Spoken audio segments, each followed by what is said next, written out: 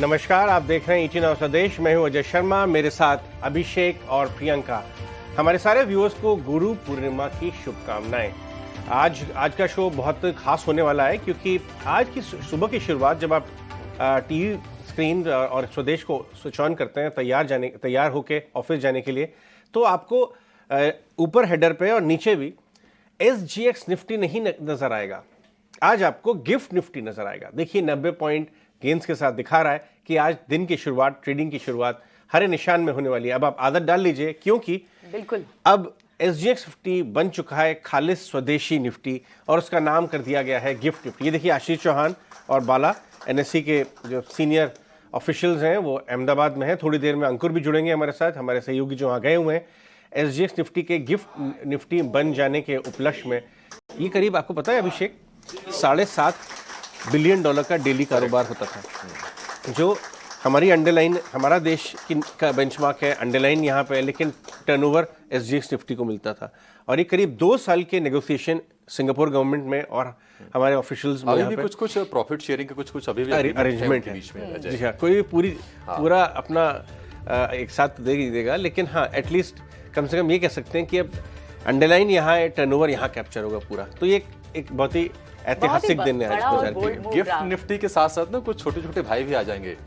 Gift Nifty Bank, Nifty financial, IT, ये भी साथ में ट्रेड होंगी। करेक्ट। तो जो पहले मौके थे जो SGX सिंगापुर के एक्सचेंज में मिलते थे निवेशकों को, अब वो बढ़ गए हैं, कई गुना बढ़ गए हैं। और आज जो डबल G है अजय, गुरु पूर्णिमा और गिफ्ट निफ्टी, क्या बात है, क्या बात जो है। कॉम्बो है आज मार्केट में प्ले आउट करता हुआ दिन भर दिखेगा अभी। जी हाँ, गुरु पूर्णिमा हमारे साथ हैं, इवेंट पर मौजूद हैं अहमदाबाद में। अब सिंगापुर नहीं, अहमदाबाद नया पता है गिफ्ट निफ्टी का। तो वहां से अंकुर के पास चलते हैं। अंकुर, निश्चित तौर पर एक बहुत बड़ा दिन, निवेशकों के में काफी उत्साह भी है, रिटेल निवेशक वो भी काफी कीनली इसको वॉच कर रहे हैं। आप ये बताइए कि नाम ही बदला है या फिर कुछ तौर तरीके भी बदल जाएंगे? मेरे पीछे आप देख सकते हैं ये पूरी NSE मैनेजमेंट टीम है जो कि SGX निफ्टी के जब घर वापसी हो चुकी है गिफ्ट निफ्टी के तौर पर, और यहाँ पे पूरी टीम यहाँ पे मौजूद है इस लॉन्च पे। ओपनिंग रेट्स ऑलरेडी आ चुके हैं यहाँ पर। पूरी लंबी प्रक्रिया के बाद फाइनली यहाँ पे गिफ्ट सिटी में 4 प्रोडक्ट्स यहाँ पे ट्रेड होंगे, जिसमें निफ्टी है, IT है, बैंक निफ्टी है, फिन निफ्टी है, और आगे जाके संभावना है कि और भी सारे प्रोडक्ट्स यहाँ पे जुड़ सकते हैं। फिलहाल रिटेल निवेशकों के लिए डायरेक्ट यहाँ पे कोई एंट्री तो नहीं है, लेकिन मैनेजमेंट ने ये बोला है बाकी कुछ ऐसे प्रोडक्ट्स हैं जो कि रिटेल निवेशक ट्रेड कर सकते हैं। साथ ही साथ अगर हम यहाँ पे ओपन इंटरेस्ट की बात करें तो करीब $8.5 बिलियन का ऑलरेडी यहाँ पर ट्रांसफर हो चुका है, और आगे भी जाकर इसमें बढ़ोतरी की पूरी उम्मीद जताई जा रही है। लेकिन बड़ी खबर अभी के लिए यही है कि गिफ्ट निफ्टी अब पूरी तरीके से भारत में आ गया है। आप इसको भारत के एक्सचेंज से पूरी तरीके से ट्रेड कर सकते हैं। सुबह उठ के 6:30 बजे जो निवेशक बार बार SGX निफ्टी टाइप करके चेक करते थे, अब आपको गिफ्ट निफ्टी टाइप करना है और वहीं से सारी आपको रेट्स यहां पर मिलेंगे, क्योंकि अब जो SGX निफ्टी है अब बन चुका है गिफ्ट निफ्टी। चलिए ठीक है, बिल्कुल। अब तो बड़ा बदलाव हुआ है और इस बदलाव को बता रहे हैं हमें अंकुर अहमदाबाद से। शुक्रिया अंकुर, आपसे लगातार संपर्क में रहेंगे, आपके बड़े अपडेट्स आपसे लेते रहेंगे। आशीष चौहान का एक खास इंटरेक्शन भी अंकुर ने किया है, वो भी आपको आगे सुनवाते हैं। लेकिन चलिए बढ़ते हैं आज के ट्रेड सेटअप के लिए क्या क्या क्रूशियल पॉइंट्स है। सबसे पहले तो ग्लोबल मार्केट्स, और ग्लोबल मार्केट्स की चाल जो बनी हुई है, इनफैक्ट ये जो 6 महीने गए अजय, नैस्डैक के लिए 40 साल में सबसे बेहतरीन पहले 6 मंथ्स थे। जी हाँ, IT इंडेक्स अपनी एक चाल पर है। वहां पर कुछ PCI के नंबर्स भी इनफैक्ट लास्ट वीक आए। सो ओवरऑल जो पिक्चर ड्रॉ हो रही है ग्लोबल मार्केट से भी, आपको डॉलर इंडेक्स कंट्रोल में सारी पिक्चर तो जी हाँ, ग्लोबल मार्केट इस समय काफी अच्छे मोमेंटम में नजर आ रहे हैं। जैसे आपने कहा, पहले 6 महीने बहुत ही मजबूत गए हैं, और सिर्फ US मार्केट के लिए नहीं, अगर आप जापानीज मार्केट देखें, आप बड़ी इंडिसेस देखें, जर्मनी का मार्केट तो 52 वीक हाई पे करीब करीब ट्रेड कर रहा है। इस समय कोई बहुत बड़ी चिंता नजर नहीं आ रही है। लेकिन मैं आपको बताऊं कि इस हफ्ते बाजार की नजर ग्लोबल ग्रोथ डेटा पे रहेगी, ग्रोथ रिलेटेड डेटा, चाहे वो ISM मैन्युफैक्चरिंग हो जाए, एशिया में भी इस हफ्ते, इनफैक्ट इंडिया का भी GDP नंबर्स भी आने हैं। GDP नंबर्स हैं और ग्रोथ रेटेड, तो ISM मैन्युफैक्चरिंग से ग्रोथ मालूम चलती है। आप बहुत तमाम डेटा हैं, Asia, Japan, south Korea, India, सबके PMI डेटा नंबर आएंगे।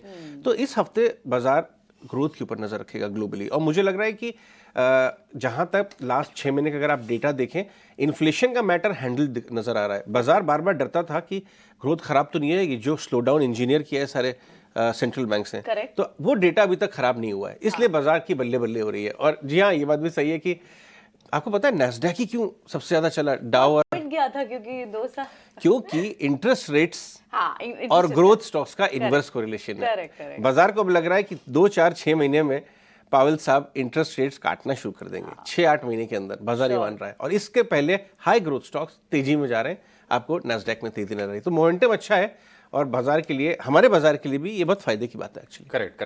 अच्छा, लेकिन जो अब तो क्या है कि फिर से फोकस जो होगा ना डोमेस्टिक क्यूज पे ही शिफ्ट होने वाला है, क्योंकि ये रिजल्ट सीजन से पहले जो आखिरी हफ्ता होगा जो हम ट्रेड होते हुए देखेंगे।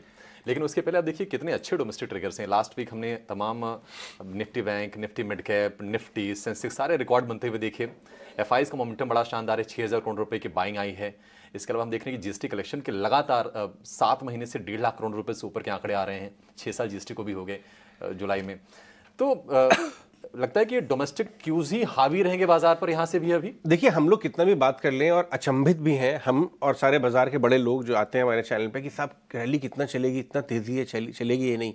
लेकिन आपने जो पॉइंट्स बताया अभिषेक की, जो रैली अभी हम बाजार में देख रहे हैं, एक तो वो लिक्विडिटी ड्रिवन है। लिक्विडिटी के सामने आप ज्यादा इफ्स एंड बट्स करेक्ट नहीं कर सकते। 6000 करोड़ एक दिन में आ रहा है 10 महीने के हाईएस्ट लेवल पे। बाजार के लिए भगवान वही है लिक्विडिटी जो जैसे कहते हैं ना कि वो मदर्स मिल्क होता है, उसके सामने आप सवाल नहीं उठाते। एक चलती हुई ट्रेन है, ट्रेन के सामने आप खड़े होंगे तो क्या होगा। तो लिक्विडिटी तगड़ी आ रही है, 10 महीने के हाईएस्ट लेवल पे एफआई फिगर्स हैं। 6000 करोड़ एक दिन में आया फ्राइडे को। और वो क्यों आ रही है लिक्विडिटी? क्योंकि हमारी ग्रोथ सुपीरियर है। जीएसटी के नंबर्स आपने बताए तगड़े, 6 साल हो गए लोग क्वेश्चन करते रहे जीएसटी ऐसा reform mid cap small caps के लिए बहुत बड़ी चीज़ है। तभी तो एनबीएफसी और टेक्नोलॉजी वाली एनबीएफसी चल रही हैं। क्योंकि हम और आप तो लखनऊ और बनारस से आते हैं, वहाँ पे आप देखिए 110 रुपये सैकड़े के हिसाब से एक छोटा व्यापारी ब्याज से पैसा उठाता है। यहाँ उन लोगों को अवेलेबल, तो जीएसटी होने की वजह से क्रेडिट नीचे चला गया। उसके बाद आप Q1 अपडेट देखिए, आप अल्ट्राटेक, एपीएल, अपोलो ने रिकॉर्ड नंबर्स पे Q1 अपडेट्स दिए। और अभी ये इस हफ्ते Q1 अपडेट्स की ओर बाजार की नजर रहेगी।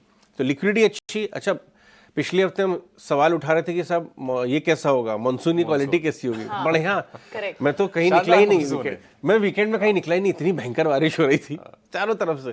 तो मानसून ठीक है, जीएसटी बढ़िया नंबर आ रहे हैं। आप ऑटो के नंबर देखिए, ट्रैक्टर के, सिर्फ ट्रैक्टर्स के अगर आप नंबर देखें, क्योंकि ट्रैक्टर एक इकोनॉमी का इंडिकेटर है। जो ऑटो सेल्स आना शुरू है, वीएसटी टेलर्स वगैरह के नंबर आ गए, एमएनएम के आने हैं, तगड़ा नंबर आएगा। तो ऑटो सेल्स ठीक, जीएसटी ठीक, Q1 अपडेट्स ठीक, तो दिक्कत वाली बात नहीं। तो ये डोमेस्टिक क्यूज सपोर्ट कर रहे हैं इस रैली को। और मुझे लगता है निफ्टी में 19,500, 19,800 का लेवल भी नजर रखनी चाहिए। बेस्ट क्या है, अगर आप राइड कर रहे हैं सब अपनों को, तो ट्रेलिंग ड्रॉप लॉस आके ज़्यादा टाइम करने की कोशिश मत करिए बाजार को। और अगर आपका मन कर रहा है कि साहब कहीं छूट ना जाए, तो थोड़ा थोड़ा मुनाफा लेते रहिए। इवन 44,500 से लेके 50,000, 45,000 के आसपास, 45,000 के आसपास बैंक निफ्टी का रेंज बन गया। आपने देखिए फ्राइडे को, अभिषेक आपने देखा फ्राइडे को, अगर आप इंटरडे देखेंगे निफ्टी बैंक निफ्टी को, तो पुल बैक ही नहीं था। कोई इंटरडे पुल बैक ही नहीं दे रहा है, कोई पुल बैक नहीं था, हाईएस्ट पॉइंट पे बंद हुआ था। तो ये जहां से हुआ, फिर वो चार्ट जो चलता गया, फिर ऊपर जाके बंद हुआ। देखिए इंटरडे लिखिए डेटा साहब, तो ये बड़ी इंटरेस्टिंग चीज थी। जी हाँ, करेक्ट।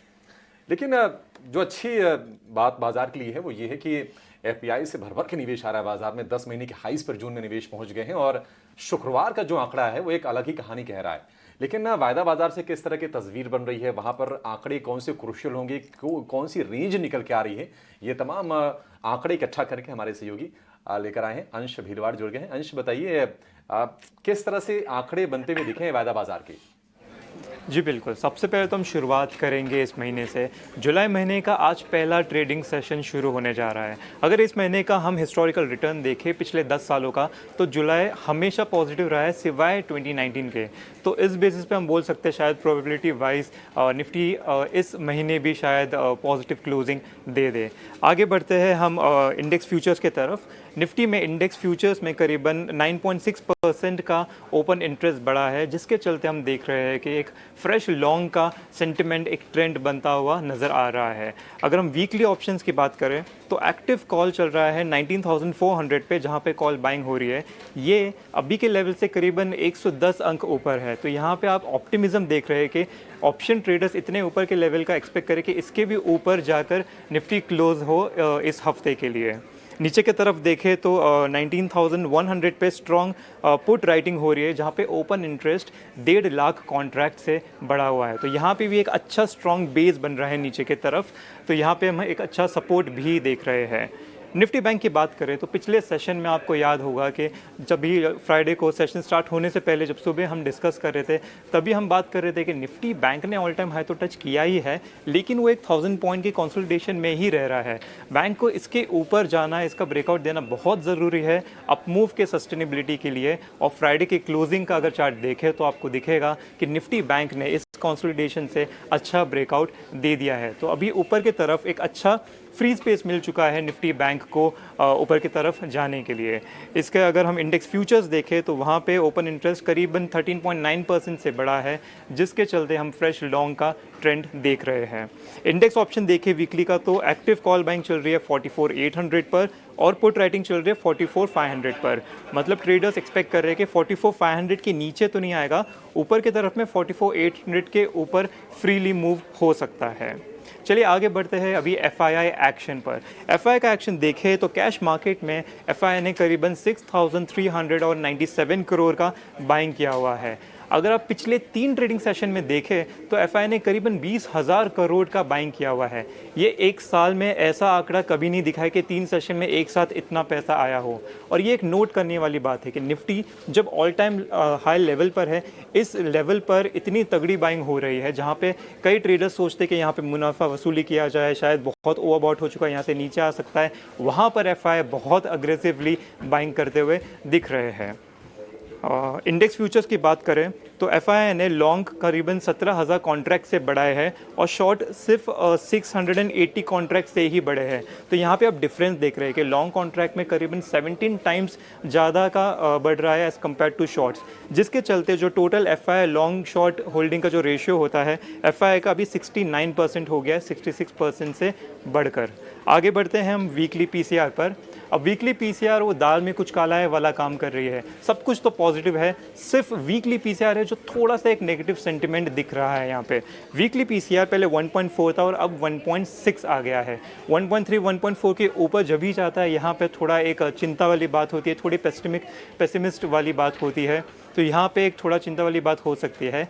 हालांकि जब कोई भी इंडेक्स या प्राइस बहुत स्ट्रांगली ऊपर की तरफ मूव होता है और सेम टाइम पे PCR भी ऊपर जाता है, तो वहाँ पे पुट बाइंग नहीं पुट राइटिंग हो रहा रहता है, जो कि एक पॉजिटिव साइन होता है।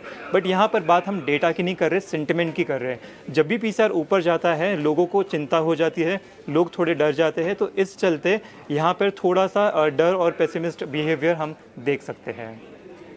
ठीक है अंश, आपने काफी डिटेल में हमें सारे बैंक निफ्टी और FIs के फ्लोज ये सब बताए, लेकिन अब ये दो स्टॉक्स कौन से हैं जहां मैक्सिमम आपको रनअप दिखेगा? पॉसिबिलिटी लॉन्ग बिल्टअप की या शॉर्ट बिल्टअप की? लॉन्ग बिल्टअप की होनी चाहिए, शॉर्ट कवरिंग और लॉन्ग बिल्टअप की बात करनी चाहिए अभी तो। जी बात तो सिर्फ करनी चाहिए, इसलिए सबसे पहला जो स्टॉक है वो है कोटक महिंद्रा बैंक का। यहाँ पर आप देखेंगे तो पिछले कई सेशन से पहले नीचे की तरफ गिरता आ रहा था स्टॉक, उसके बाद में एक साइडवेज मूवमेंट दिख रहा है। तो जहाँ पे साइडवेज दिख रहा है उसके जस्ट नीचे वहाँ पे बहुत एक स्ट्रॉन्ग सपोर्ट है 1820 से 1825 तक का।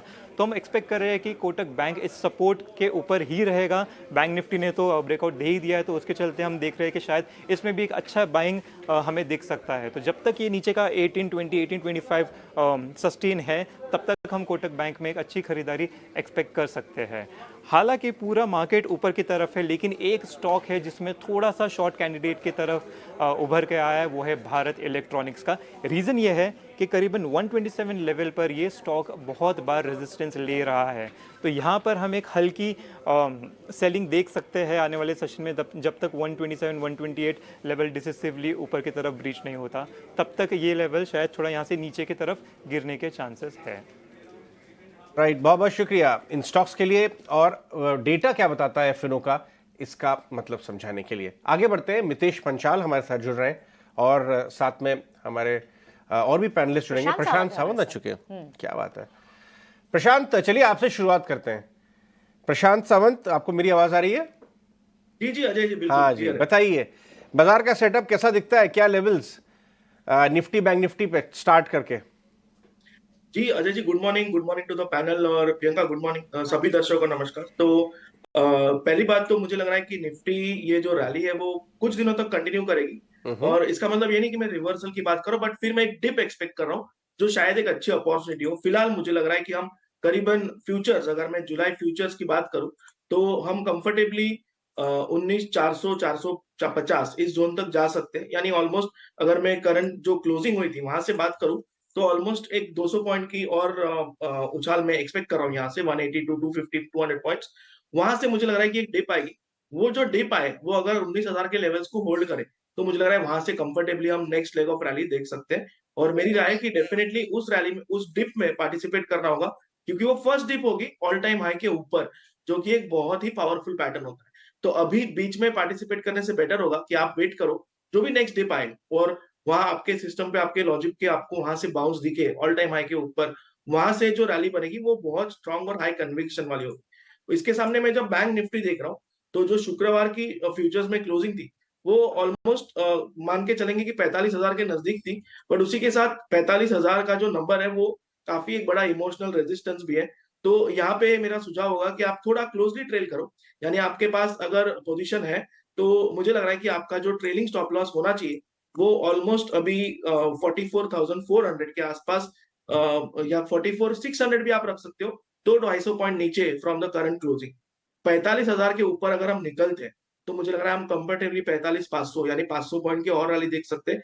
अगर इस लेवल पे दोनों स्टॉक्स में चुनना हो, दोनों इंडाइसेस में, मुझे लग रहा है बैंक निफ्टी के पास स्कोप ज्यादा है as compare to Nifty. Nifty में एक डिप एक्सपेक्ट कर रहा हूँ, बैंक निफ्टी मुझे लग रहा है कि आउट परफॉर्म कर सकता है यहाँ से।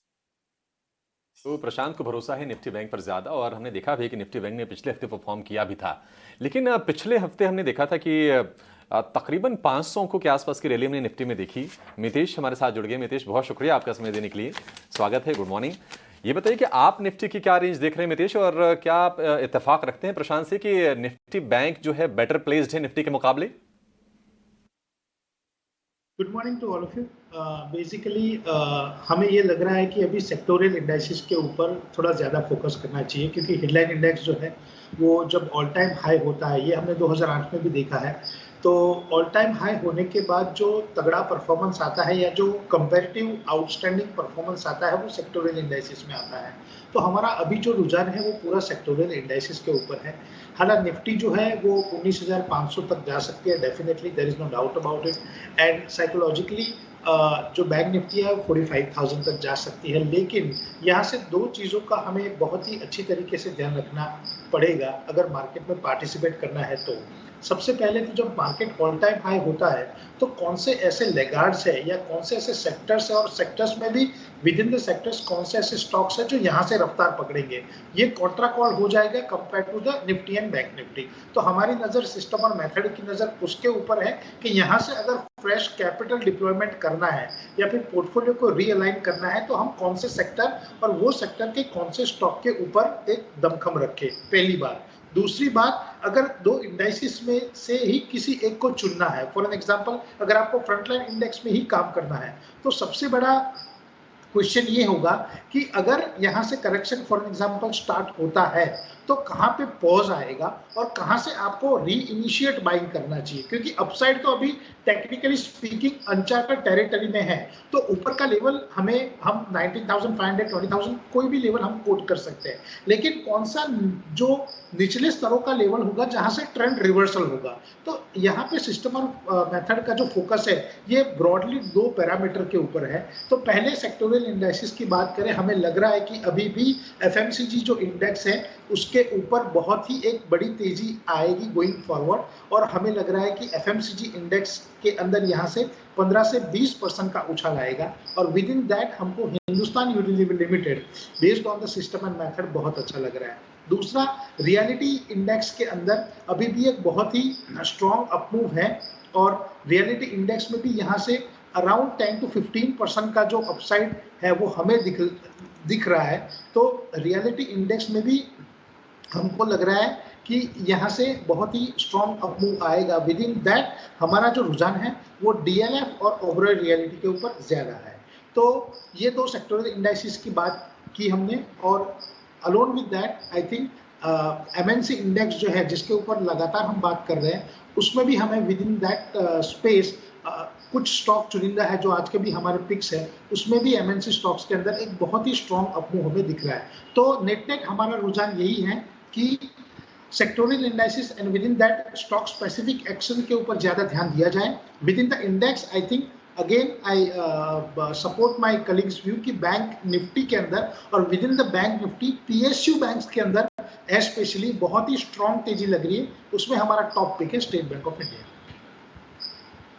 ठीक है, तो ये आप मितेश हमें उन स्पेसेस में, सेक्टर्स में कहाँ स्ट्रॉन्ग मूव दिख सकती है वो बता रहे हैं, लेकिन आपकी रिकमेंडेशन भी है हमारे पास, वो भी साथ ही बता दें।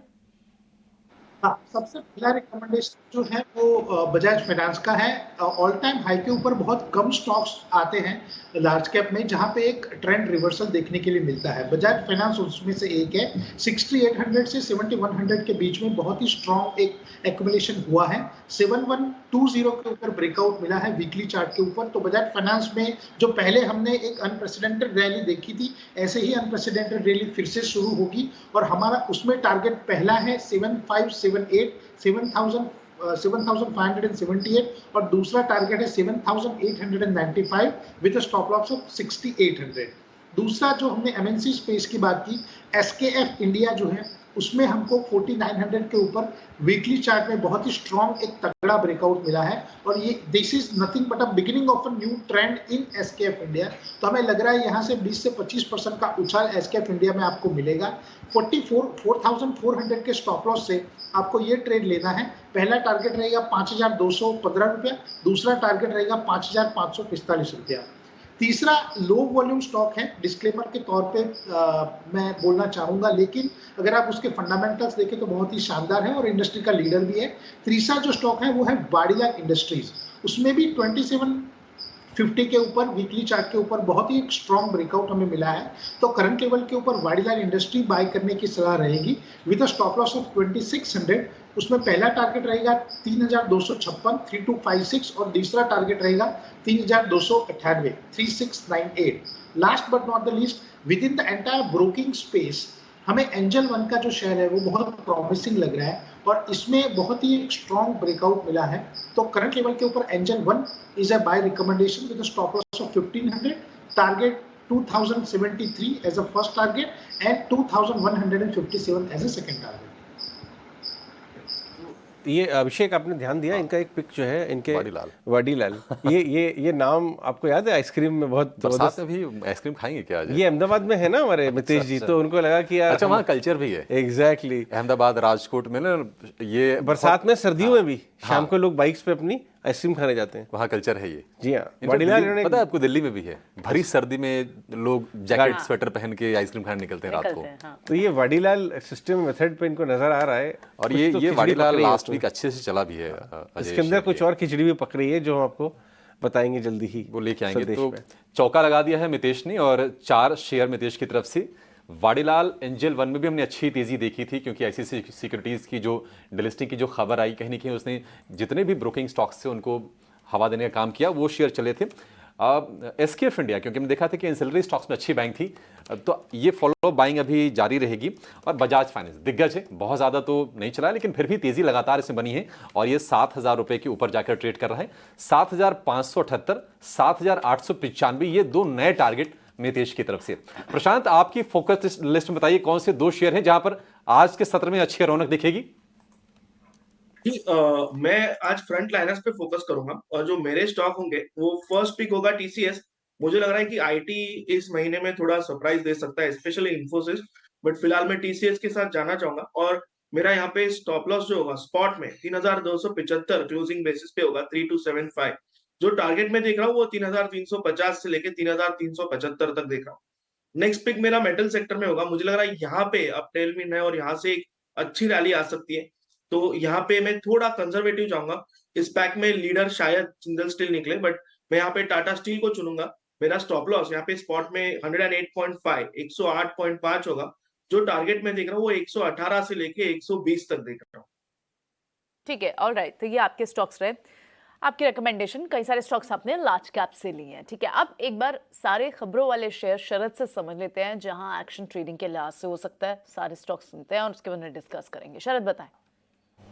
जी बिल्कुल, सबसे पहले जो है Q1 अपडेट्स पे फोकस कर लेते हैं। और यहाँ पे जो है NMDC की बात करें तो प्रोडक्शन में है और सेल्स दोनों में जो है बढ़ोतरी देखने मिली है, हाईएस्ट लेवल्स आए हैं NMDC स्टील में। लेकिन हालांकि अपडेट आया है कि स्टील प्लांट की कमिश्निंग है वो थोड़ी डिले हो सकती है। मॉइल की बात करें तो जुलाई से जो है प्राइस कट्स देखने मिलेंगी। Of course high grade iron ore में 5% का गिरावट है और जो लोअर ग्रेड है वो 2.5% रहने वाली है। APL अपोलो के सेल्स बात करें तो 56% ईयर ऑन ईयर बेसिस पे ग्रोथ आया है और मैनेजमेंट कमेंट्री आई है कि जो हाई मार्जिन प्रोडक्ट्स है उस पर फोकस करने वाले हैं। कोल इंडिया की बात करें तो Q1 प्रोडक्शन जो है सबसे हाईएस्ट आई है और सेल्स में भी 5% का ग्रोथ देखने मिल रहा है। अल्ट्राटेक सीमेंट में भी सेल्स का जो है 20% का ग्रोथ आया है। लेकिन याद रखिए रिलायंस ने जो आप कह सकते हैं पेटको के प्राइसेस है उसको 10% मंथ ऑन मंथ बेसिस गिराया है, तो इसका मतलब पॉजिटिव होती है सीमेंट कंपनीज के लिए। HDFC का भी Q1 अपडेट आया जहां पे जो लोन बुक है AUM बेसिस पे वो 9% बढ़ा ईयर ऑन ईयर बेसिस पे। JTL इंडस्ट्रीज का सेल्स वॉल्यूम में 50% का ग्रोथ। करूर वैसा बैंक के बैंक एडवांसेज में लगभग 17% का ग्रोथ और NCC को जून के महीने में 2000 करोड़ के ऊपर का ऑर्डर आया है। तो ये तो ओवरऑल आपके Q1 अपडेट्स हुए हैं। ये बढ़ते हैं। Q1 अपडेट्स बहुत ही मजबूत आना शुरू हुए हैं। पहले 15-20 दिन में जो Q1 अपडेट्स आते हैं याद रखिएगा वो ज़्यादातर तेज़ी वाले होते हैं और काफ़ी अच्छा रिफ्लेक्शन देते हैं कि एक्चुअल रिजल्ट्स कैसे आएंगे। इनमें से कुछ स्टॉक्स के ऊपर बातचीत करते हैं। APL अपोलो पाइप कंपनी, बहुत बढ़िया वेल्थ क्रिएटर और स्टॉक को के मूवमेंट को उनके नंबर से काफ़ी सपोर्ट मिल रहा है। डायरेक्टर साहब इसका चार्ट लेके आइए 6 महीने 8 महीने का। मितेश, APL अपोलो को ज़रा चेक करके बताएं। 50 हाई करीब बैठा हुआ स्टॉक, 1300 रुपये के ऊपर का भाव है, क्या रेंज खुल रही है इसके लिए? APL अपोलो की आप बात करें राइट? या ओके। अगर आप वीकली चार्ट देखो तो बहुत ही स्ट्रॉन्ग बॉटम फॉर्मेशन हुआ था 1100 से और वहां से हमको हार्ट ऑफ हार बॉटम फॉर्मेशन का एक बहुत ही तगड़ा बेस मिला है विद वॉल्यूम। तो ये बात तो पक्की है कि स्टॉक के अंदर एक बहुत ही strong rally on the card है। इमीडिएट रेजिस्टेंस जो इसका है वो 1354 है जो लास्ट वीक का हाई था। स्टॉक 1304 के ऊपर क्लोज है। मेरे हिसाब से डेफिनेटली करंट लेवल के ऊपर खरीदारी करनी चाहिए। Reason being is this that के बहुत ही कम समय में स्टॉक ने एक बहुत ही लंबी बारी खेली है 1086 से लेके 1398 तक की। तो थोड़ा पॉज है लेकिन ये पॉज को बाय साइड ट्रेड फॉर्मेशन के लिए यूज करना चाहिए। करंट लेवल के ऊपर खरीदारी डेफिनेटली करनी चाहिए 1304 के ऊपर। आपका स्टॉप लॉस जो है वो 1150 का रखिए। पहला टारगेट जो ऑल टाइम हाई का उसका है 1400 वो होगा। दूसरा टारगेट हमारे हिसाब से 1550 का होगा। तो डेफिनेटली करंट लेवल के ऊपर APL अपोलो में खरीदारी करनी चाहिए। चलिए आगे बढ़ते हैं। अविनाश गोरक्षकार भी हमारे साथ आ चुके हैं बातचीत करने के लिए। अविनाश, मैं आपसे कुछ ब्लॉक्स के बारे में बात करना चाहूंगा। आपको याद होगा TD पावर फ्राइडे को करीब 10% ऊपर था। 25% ब्लॉक होने के बाद यूजुअली इतने बड़े ब्लॉक्स डिस्काउंट पे आते हैं, लेकिन इसमें 1% का डिस्काउंट था, यानी ऑलमोस्ट नो डिस्काउंट। और जो नाम आए हैं सारे बड़े बड़े दिग्गज म्यूचुअल फंड उसके अंदर खरीदते हुए नजर आए हैं। TD पावर 11% ऊपर बंद हुआ था, 200-250 रुपए के आसपास है ये। इसके जरा चार्ट चेक करके बता, आपका क्या व्यू आया है? जिस तरह से बायर नाम आए, चार्ट्स आप नहीं देखते हैं बट फंडामेंटल्स। नहीं बिल्कुल, इनफैक्ट अजय मुझे लग रहा है कि जिस तरह का प्रोफाइल इन्वेस्टर्स का आया है इस बल्क डील में, मुझे लग रहा है कि देखिए डेफिनेटली स्ट्रॉन्ग हैंड्स काउंटर में आ चुके हैं। और ऑब्वियसली नज़रिया अगर आप अगले साल का देखोगे तो FY24 में कंपनी की ऑर्डर बुक भी अच्छी है, मार्जिन्स के लिए भी थोड़ा सा पॉजिटिव कमेंट्री आई है। तो डेफिनेटली अच्छी बात है। मेरे ख्याल से जैसे जैसे नंबर्स इंप्रूव होंगे मेरे ख्याल से यहाँ पे और थोड़ी री रेटिंग होने की पॉसिबिलिटी रहेगी। नॉर्मली जब बल्क डील होता है तभी depending on the profile of the investors share में थोड़ा सा एक कमजोरी का ट्रेंड बाद में देखने को मिलता है। लेकिन यहाँ पे हो सकता है कि बिकॉज ऐसे हाई प्रोफाइल इन्वेस्टर्स आ चुके हैं तो डेफिनेटली यहाँ पे थोड़ी और बाइंग होने की संभावना है, क्योंकि मार्केट्स डेफिनेटली ऐसे बड़े सेलिब्रिटी इन्वेस्टर्स को फॉलो करता है। तो डेफिनेटली यहाँ पे थोड़ी बहुत खरीदारी आज को आपको देखने को भी मिल सकती है। ऑलराइट, तो ये तो टीडी पावर पर बात रही। कुछ और स्टॉक्स की बात करते हैं। एक और स्टॉक जो काफ़ी स्मॉल कैप है और काफ़ी इंस्टीट्यूशंस का फेवरेट भी है, एचएनआईएस का, बिग एचएनआईएस का फेवरेट है, आदित्य विजन लिमिटेड। वहाँ पर भी लगभग 1 लाख शेयर्स की ब्लॉक लगी है। ई स्प्रिंग कैप ने खरीदा है लगभग 1660 पे। एक बार आदित्य विजन के शेयर को भी लेकर आते हैं। क्या ये स्टॉक भी रडार पर, बाइंग रडार पर होना चाहिए? मितेश, यहाँ कुछ पैटर्न दिख रहे हैं आपको चार्ट सिस्टम और मेथड के हिसाब से? क्या फॉलो बाइंग और further upscale further run up दिखा सकता है स्टॉक आदित्य विजन?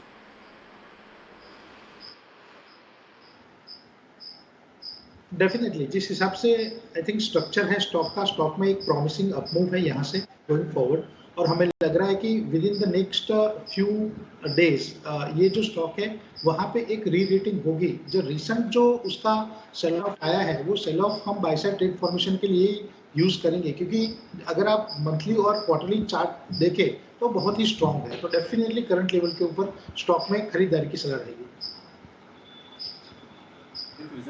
लेकिन Q1 के यानी कि जो बिजनेस अपडेट्स आए हैं वो बड़े सॉलिड आए हैं। NMDC, मोबाइल, इनफैक्ट कोल इंडिया अच्छे नंबर्स यहाँ पर उन्होंने पोस्ट किए हैं और कोल इंडिया के प्रोडक्शन जो है रिकॉर्ड स्तर पर हैं। अगर हम NMDC की बात करें तो प्रोडक्शन और बिक्री दोनों ही रिकॉर्ड स्तर पर हैं। अविनाश जी, आपने भी नंबर को निश्चित तौर पर विश्लेषण उसका किया होगा, इसको एनालाइज किया होगा। आपके हिसाब से कहीं मौके बन रहे हैं जो 3-4 शेयर हमने डिस्कस किए? नहीं, मुझे लग रहा है कि देखिए प्रोडक्शन का डेटा तो बहुत स्ट्रांग है, लेकिन मुझे लग रहा है कि अभी भी जो कीमतें हैं स्टील के, स्पेशली आयरन और स्टील की, यहाँ पे मुझे नहीं लग रहा है कोई बड़ा इंप्रूवमेंट आया है, क्योंकि ग्लोबली मेटल प्राइसेस तब बढ़ेंगे जब चाइना का एंट्री ग्लोबल मार्केट में, मेटल मार्केट में बड़ी मात्रा में आएगा। तो मेरे ख्याल से देखिए नंबर को आने दीजिए, अभी तो प्रोडक्शन का डेटा आ गया है, बट मार्जिन कैसे प्ले आउट होता है वो काफी इंपॉर्टेंट है। मेरे ख्याल से मार्जिन्स में डेफिनेटली थोड़ा बहुत कटौती या स्टेबिलिटी होगी, कोई बढ़ाव नहीं आएगा। तो मेरे ख्याल से जिनके पास है वो होल्ड करे। डेफिनेटली प्रोडक्शन पे पॉजिटिव न्यूज़ है, लेकिन मार्जिन्स पे अगर कोई इंप्रूवमेंट आता नहीं है तो मेरे ख्याल से मार्केट्स में इसमें कोई बड़ी तेजी ये न्यूज़ फ्लो पे आएगी ऐसा लगता नहीं है। कुछ और स्टॉक्स के बारे में बात करें तो सबसे बड़ा जो फाइनेंशियल पावर हाउस बन के आ रहा है मेगा मर्जर के बाद वो है HDFC bank. 4th largest most valued bank बन जाएगा दुनिया का। आप देखिए HDFC बैंक जो मर्जर हो रहा है। और हुआ क्या, वीकेंड में शशि जी ने, जो नए MD and CEO HDFC bank के हैं बट नए एंटिटी के भी MD and CEO वही होंगे, उन्होंने काफ़ी कमेंट्री दी। उन्होंने एक चिट्ठी लिखी है अपने एम्प्लॉयज़ को और कहा है कि करीब करीब वेरी हाई ग्रोथ, बहुत हाई ग्रोथ की बात की है। वो कह रहे हैं हर 4 साल में एक जितनी करंट लोन बुक है उतनी लोन बुक ऐड होगी। 1500 ब्रांचेस हर साल खोलने की भी बात की है। तो बहुत हाई ग्रोथ का की गाइडेंस दी है। इस भाव से भी अगर ग्रोथ कोई इश्यू नहीं है अविनाश, तो लॉन्ग टर्म इन्वेस्टर के लिए ये बैंक तो जो कंबाइंड एंटिटी है अभी भी खरीदनी चाहिए। इनफैक्ट अजय देखिए HDFC बैंक चौथी लार्जेस्ट ग्लोबली होगी, और सबसे बड़ी बात जिस प्रकार की एसेट क्वालिटी इन्होंने मेंटेन की है both HDFC as well as HDFC bank में, मुझे लग रहा है कि देखिए अगर 4 साल में ये प्लान कर रहे हैं कि अपना लोन बुक इंक्रीज करने के लिए वही लेवल पे, तो मुझे लग रहा है कि डेफिनेटली मार्केट्स इसके ऊपर काफी कॉन्फिडेंट रहेगी, क्योंकि इनकी ट्रैक रिकॉर्ड काफी स्ट्रांग है बहुत ग्रोथ के ऊपर as well as asset quality के ऊपर। और जिस प्रकार का अभी क्रेडिट ग्रोथ चल रहा है, लग तो रहा है कि अगले एटलीस्ट 12 मंथ्स का तो अगर कोई व्यू लेता है तो इसमें कोई बात नहीं कि बैलेंस शीट इंक्रीज करने में इनको कोई दिक्कत नहीं रहेगी। और प्लस जो क्रॉस सेलिंग की अपॉर्चुनिटी है अजय, वो बहुत बड़ी है। इनफैक्ट HDFC के जो जो लोन होल्डर्स है हाउसिंग फाइनेंस के, ये बड़े मात्रा में HDFC बैंक के कस्टमर्स बनेंगे, तो यहाँ से ही काफी इंप्रूवमेंट उनको प्रॉफिटेबिलिटी में और बिजनेस में मिलेगा। तो डेफिनेटली लॉन्ग टर्म के लिए अगर कोई खरीदना चाहे तो मेरे ख्याल से शॉर्ट टर्म ना देखे, लेकिन एटलीस्ट नेक्स्ट 1 to 2 ईयर्स में अच्छी खासी ग्रोथ मिलने की पॉसिबिलिटी है। ओके, ऑल राइट, बिल्कुल। तो ये तो HDFC के मर्जर पर और ख़ास इस न्यूज़ लेटर की भी अब बात कर रहे थे आशीष। बिल्कुल आपसे चर्चा आगे जारी रहेगी, लेकिन कुछ ब्रोकरेज हाउस की रिपोर्ट्स भी समझ लेते हैं कि आज कौन कौन से स्टॉक्स पे बड़ी रिपोर्ट्स हैं। ममाक्षी लेकर आई है हमारे पास आज कंपाइल करके। ममाक्षी बताएं। मॉर्निंग। जी बिल्कुल, शुरुआत करते हैं हम अल्ट्राटेक सीमेंट के साथ। हम देख रहे हैं कि गोल्डमैन सैक्स की तरफ से रिपोर्ट आ रही है और उनका कहना है कि क्वार्टर 1 में वॉल्यूम ग्रोथ 20% पर रहा है और ये स्ट्रीट और इनफैक्ट गोल्डमैन सैक्स के खुद के एस्टिमेट्स के ऊपर है। अगर हम देखें तो ओवरऑल उन्हें मार्केट शेयर गेंस भी जारी रखे हैं। ओवरऑल लिमिटेड अपसाइड नजर आ रहा है पूरे ही सेक्टर के लिए, मगर अल्ट्राटेक सीमेंट गोल्डमैन सैक्स की टॉपिक है ये सेक्टर में। खरीदारी की राय उन्होंने बरकरार रखी और इसी के चलते उन्होंने अपना टारगेट प्राइस बढ़ाया है 8600 से 8720 प्रति शेयर पर कर दिया है। इसके अलावा हम फोकस करेंगे KPIT टेक पर। गोल्डमैन सैक्स की तरफ से रिपोर्ट आ रही है और उनका कहना है कि वो एक्सपेक्ट कर रहे हैं 5% quarter on quarter constant currency growth Q1 में, ये कंपनी की तरफ से। इनफैक्ट उनके KPIT का एक्सपोजर जो रैपिडली ग्रोइंग EV स्पेस है और in fact driverless car R&D budget भी जो नज़र आ रहे हैं लार्ज ग्लोबल ऑटोमेकर्स पर, इन्हें ये काफ़ी पसंद है। तो ओवरऑल खरीदारी की राय उन्होंने ज़रूर बरकरार रखी, मगर अपना टारगेट प्राइस भी उन्होंने बढ़ाया है 1100 से 1200 प्रति शेयर पर कर दिया है। और आखिर में हम फोकस करेंगे MCX पर। मॉर्गन स्टैनली का कहना है कि एवरेज डेली ट्रेडेड वैल्यू यानी कि ADTV एक की ड्राइवर है MCX के प्रॉफिट और शेयर प्राइस के लिए। जून के महीने में ADTV में करीब 12% की मंथ ऑन मंथ उछाल देखने मिली है 58,500 तक, और ये लार्जली ऑप्शंस के से लीड की गई थी। तो ओवरऑल इसके बावजूद मॉर्गन स्टैनली ने अपनी अंडरवेट की राय को ज़रूर बरकरार रखा है टारगेट प्राइस 1125 के साथ। ऑलराइट, बहुत बहुत शुक्रिया वमाक्षी सारी रिपोर्ट्स कंपाइल करके लाने के लिए। इसमें से सबको डिस्कस करते हैं एक एक करके। अविनाश, लेकिन अल्ट्राटेक सीमेंट आपने देखा इनके बिजनेस अपडेट्स भी स्ट्रॉन्ग आए और इनफैक्ट पूरे स्पेस के लिए ब्रोकरेज हाउस की रिपोर्ट्स भी आ रही है कि इमीडिएट टू मीडियम टर्म थोड़े कंसर्न रह सकते हैं। मॉनसून भी एक बड़ा ट्रिगर स्पॉइल स्पॉट होता है ज़्यादातर सीमेंट स्टॉक्स के लिए। लॉन्ग टर्म के फंडामेंटल भले ही चाहे बरकरार हो, लेकिन उन्होंने आप जो लेटेस्ट रिपोर्ट जो आज हमें वमाक्षी बता रही हैं उसमें गोल्डमैन सैक्स की सिर्फ अल्ट्राटेक पर उन्होंने कहा है कि हम यहाँ पर उन्हें वॉल्यूम अच्छे दिखते हैं, लिमिटेड अपसाइड पूरे सेक्टर के लिए, लेकिन अल्ट्राटेक उनकी टॉप पिक रहेगा। आप इस स्पेस में और स्पेशली अल्ट्राटेक के इस व्यू पर क्या व्यू देना चाहेंगे? अब मुझे लग रहा है कि देखिए अल्ट्राटेक में सबसे बड़ी जो पॉजिटिव बात है कि ज्योग्राफिकल रीच इनकी बहुत बड़ी है, पैन इंडिया प्लेयर है, कैपेसिटी भी सबसे लार्जेस्ट है। तो सीमेंट का जो प्राइस ट्रेंड है पिछले 3-4 महीनों से, अप्रैल से तो सीमेंट के बैग भी करीबन 50-60 रुपए बढ़े हैं। तो इसका पूरा इम्पैक्ट बड़े प्लेयर्स के ऊपर पहले आएगा। तो इसमें कोई डाउट नहीं कि UltraTech will be the biggest beneficiary. लेकिन मुझे लग रहा है कि जो दूसरे प्लेयर्स है, जैसे कि साउथ में रैमको है, उसके बाद अंबुजा सीमेंट्स है जो वेस्टर्न इंडिया में ज़्यादा काम करते हैं, यहाँ पे भी मुझे लग रहा है कि सीमेंट एक अच्छा फ्लेवर्ड सेक्टर रहना चाहिए, क्योंकि कहीं ना कहीं बहुत समय के बाद डिमांड सप्लाई का जो इक्विलिब्रियम है वो अभी मेंटेन हो चुका है। प्राइसेस काफ़ी अच्छी तरह से बढ़े और इंफ्रास्ट्रक्चर में गवर्नमेंट की स्पेंडिंग अगर बढ़ती है तो मेरे ख्याल से सेकंड हाफ में जब मानसून खत्म होगा, सेकंड हाफ ऑफ FY24 से आपको और अच्छी तेजी इन स्टॉक्स में देखने को मिलेगी। इनफैक्ट अविनाश, ये बात आप हमारी बातचीत इस वाले को जरूर सुनिएगा। आप, मैं आपसे इस पर बात करना चाहूँगा, वो है GHCL। डायरेक्टर साहब लेके आइए। अगर आप लंबा चार्ट देखेंगे तो GHCL के स्टॉक में बहुत ज़्यादा पैसा बना ही नहीं लोगों का, लोग अटक के रह गए, फंस के रह गए, और वो भी जब और दूसरे स्टॉक्स उनके सेक्टर में अच्छा पैसा बनाया। GHCL में एक इशू रहा काफ़ी हद तक, और इस सैटरडे को GHCL की बोर्ड मीट थी जहाँ पे देखा कि जो कंपनी के चेयरमैन हैं संजय डालमिया, उनके पद पे उनको दोबारा नियुक्त करने में करीब करीब 38% लोगों ने हस्तक्षेप किया कि नहीं साहब, इनका रीअपॉइंटमेंट नहीं होना चाहिए। उसके बाद GHCL ने एक क्लैरिफिकेशन दिया एक्सचेंजेस को, ये कहते हुए कि हम अप्रिशिएट करते हैं जो भी शेयर होल्डर्स ने डिसीजन लिया है और कदम उठाया है, बट वो खुद ही, संजय डालमिया जी खुद ही चाह रहे थे कि अब रिटायर कर जाएं फिलैंथ्रोपिक वो में। ये सब चीज़ें हुई हैं ओवर द वीकेंड, बट लेकिन शेयर होल्डर्स के लिए भाई मुझे याद नहीं आ रहा लास्ट कब शेयर होल्डर एक्टिविज्म के चलते शेयर होल्डर ने सवाल उठाया। 38% लोगों ने कहा कि इनका रीअपॉइंटमेंट नहीं होना चाहिए। हमारे साथ इस समय इन गवर्न के श्रीराम जी जुड़ रहे हैं बात करने के लिए। इसका मतलब क्या होता है और आपको कैसे रीड करना चाहिए? श्रीराम, गुड मॉर्निंग, बहुत बहुत शुक्रिया हमसे बात करने के लिए। जी हाँ, एक अच्छी बात है कि भारत में, देश में बड़े शेयर होल्डर्स अपनी आवाज़ उठा रहे हैं बोर्ड रूम्स में, AGMs में, एनुअल जनरल मीटिंग में, और उससे माइनॉरिटी शेयर होल्डर का भी इंटरेस्ट काफ़ी हद तक प्रोटेक्ट हो रहा है। ये जो GHCL का मामला निकल के आया है रीअपॉइंटमेंट पे, इतने बड़े हिस्से, ऑलमोस्ट 1/3 शेयर होल्डर्स ने मनाही दिखाई है, आपने कैसे रीड किया इस बात को? Good morning. पहले तो ये संजय डालमिया जी का 79 इयर्स हो गया था, तो इसी वजह से ओवर 75 इयर्स जो है उनको शेयर होल्डर्स सुपर मेजोरिटी माने 75% वोट चाहिए होता है। तो इसी वजह से उनका प्रमोटर शेयर होल्डिंग जब बहुत कम है तो इसीलिए वो रेजोल्यूशन डिफीट हो जाता है। दूसरी बात है कि शेयर होल्डर्स को एंगर बोर्ड चाहिए, एंगर डायरेक्टर्स चाहिए, डायरेक्टर्स जो कोई लिटिगेशन ना हो, क्लीन डायरेक्टर्स चाहिए, जो काम करे वैसा डायरेक्टर्स चाहिए। इस हिसाब से तो संजय डालमिया वो उस क्राइटेरिया मीट नहीं कर रहे थे, उनके ऊपर लिटिगेशन है, ये है, तो इसीलिए वो शेयर होल्डर्स ने उसको रिजेक्ट किया है। और जो छोटे जो शेयरधारक हैं उनकी ताकत दिखी, हालांकि एफआईएस का पूरा सपोर्ट था, प्रोमोटर सपोर्ट में थे, लेकिन ये रेजोल्यूशन गिर गया। सुब्रमण्यम जी, अब सवाल ये है कि क्या कंपनी में नया मैनेजमेंट आएगा, वो यहाँ पर अपने हाथ में बागडोर संभालेगा? कितनी संभावना बनती दिख रही है इसकी?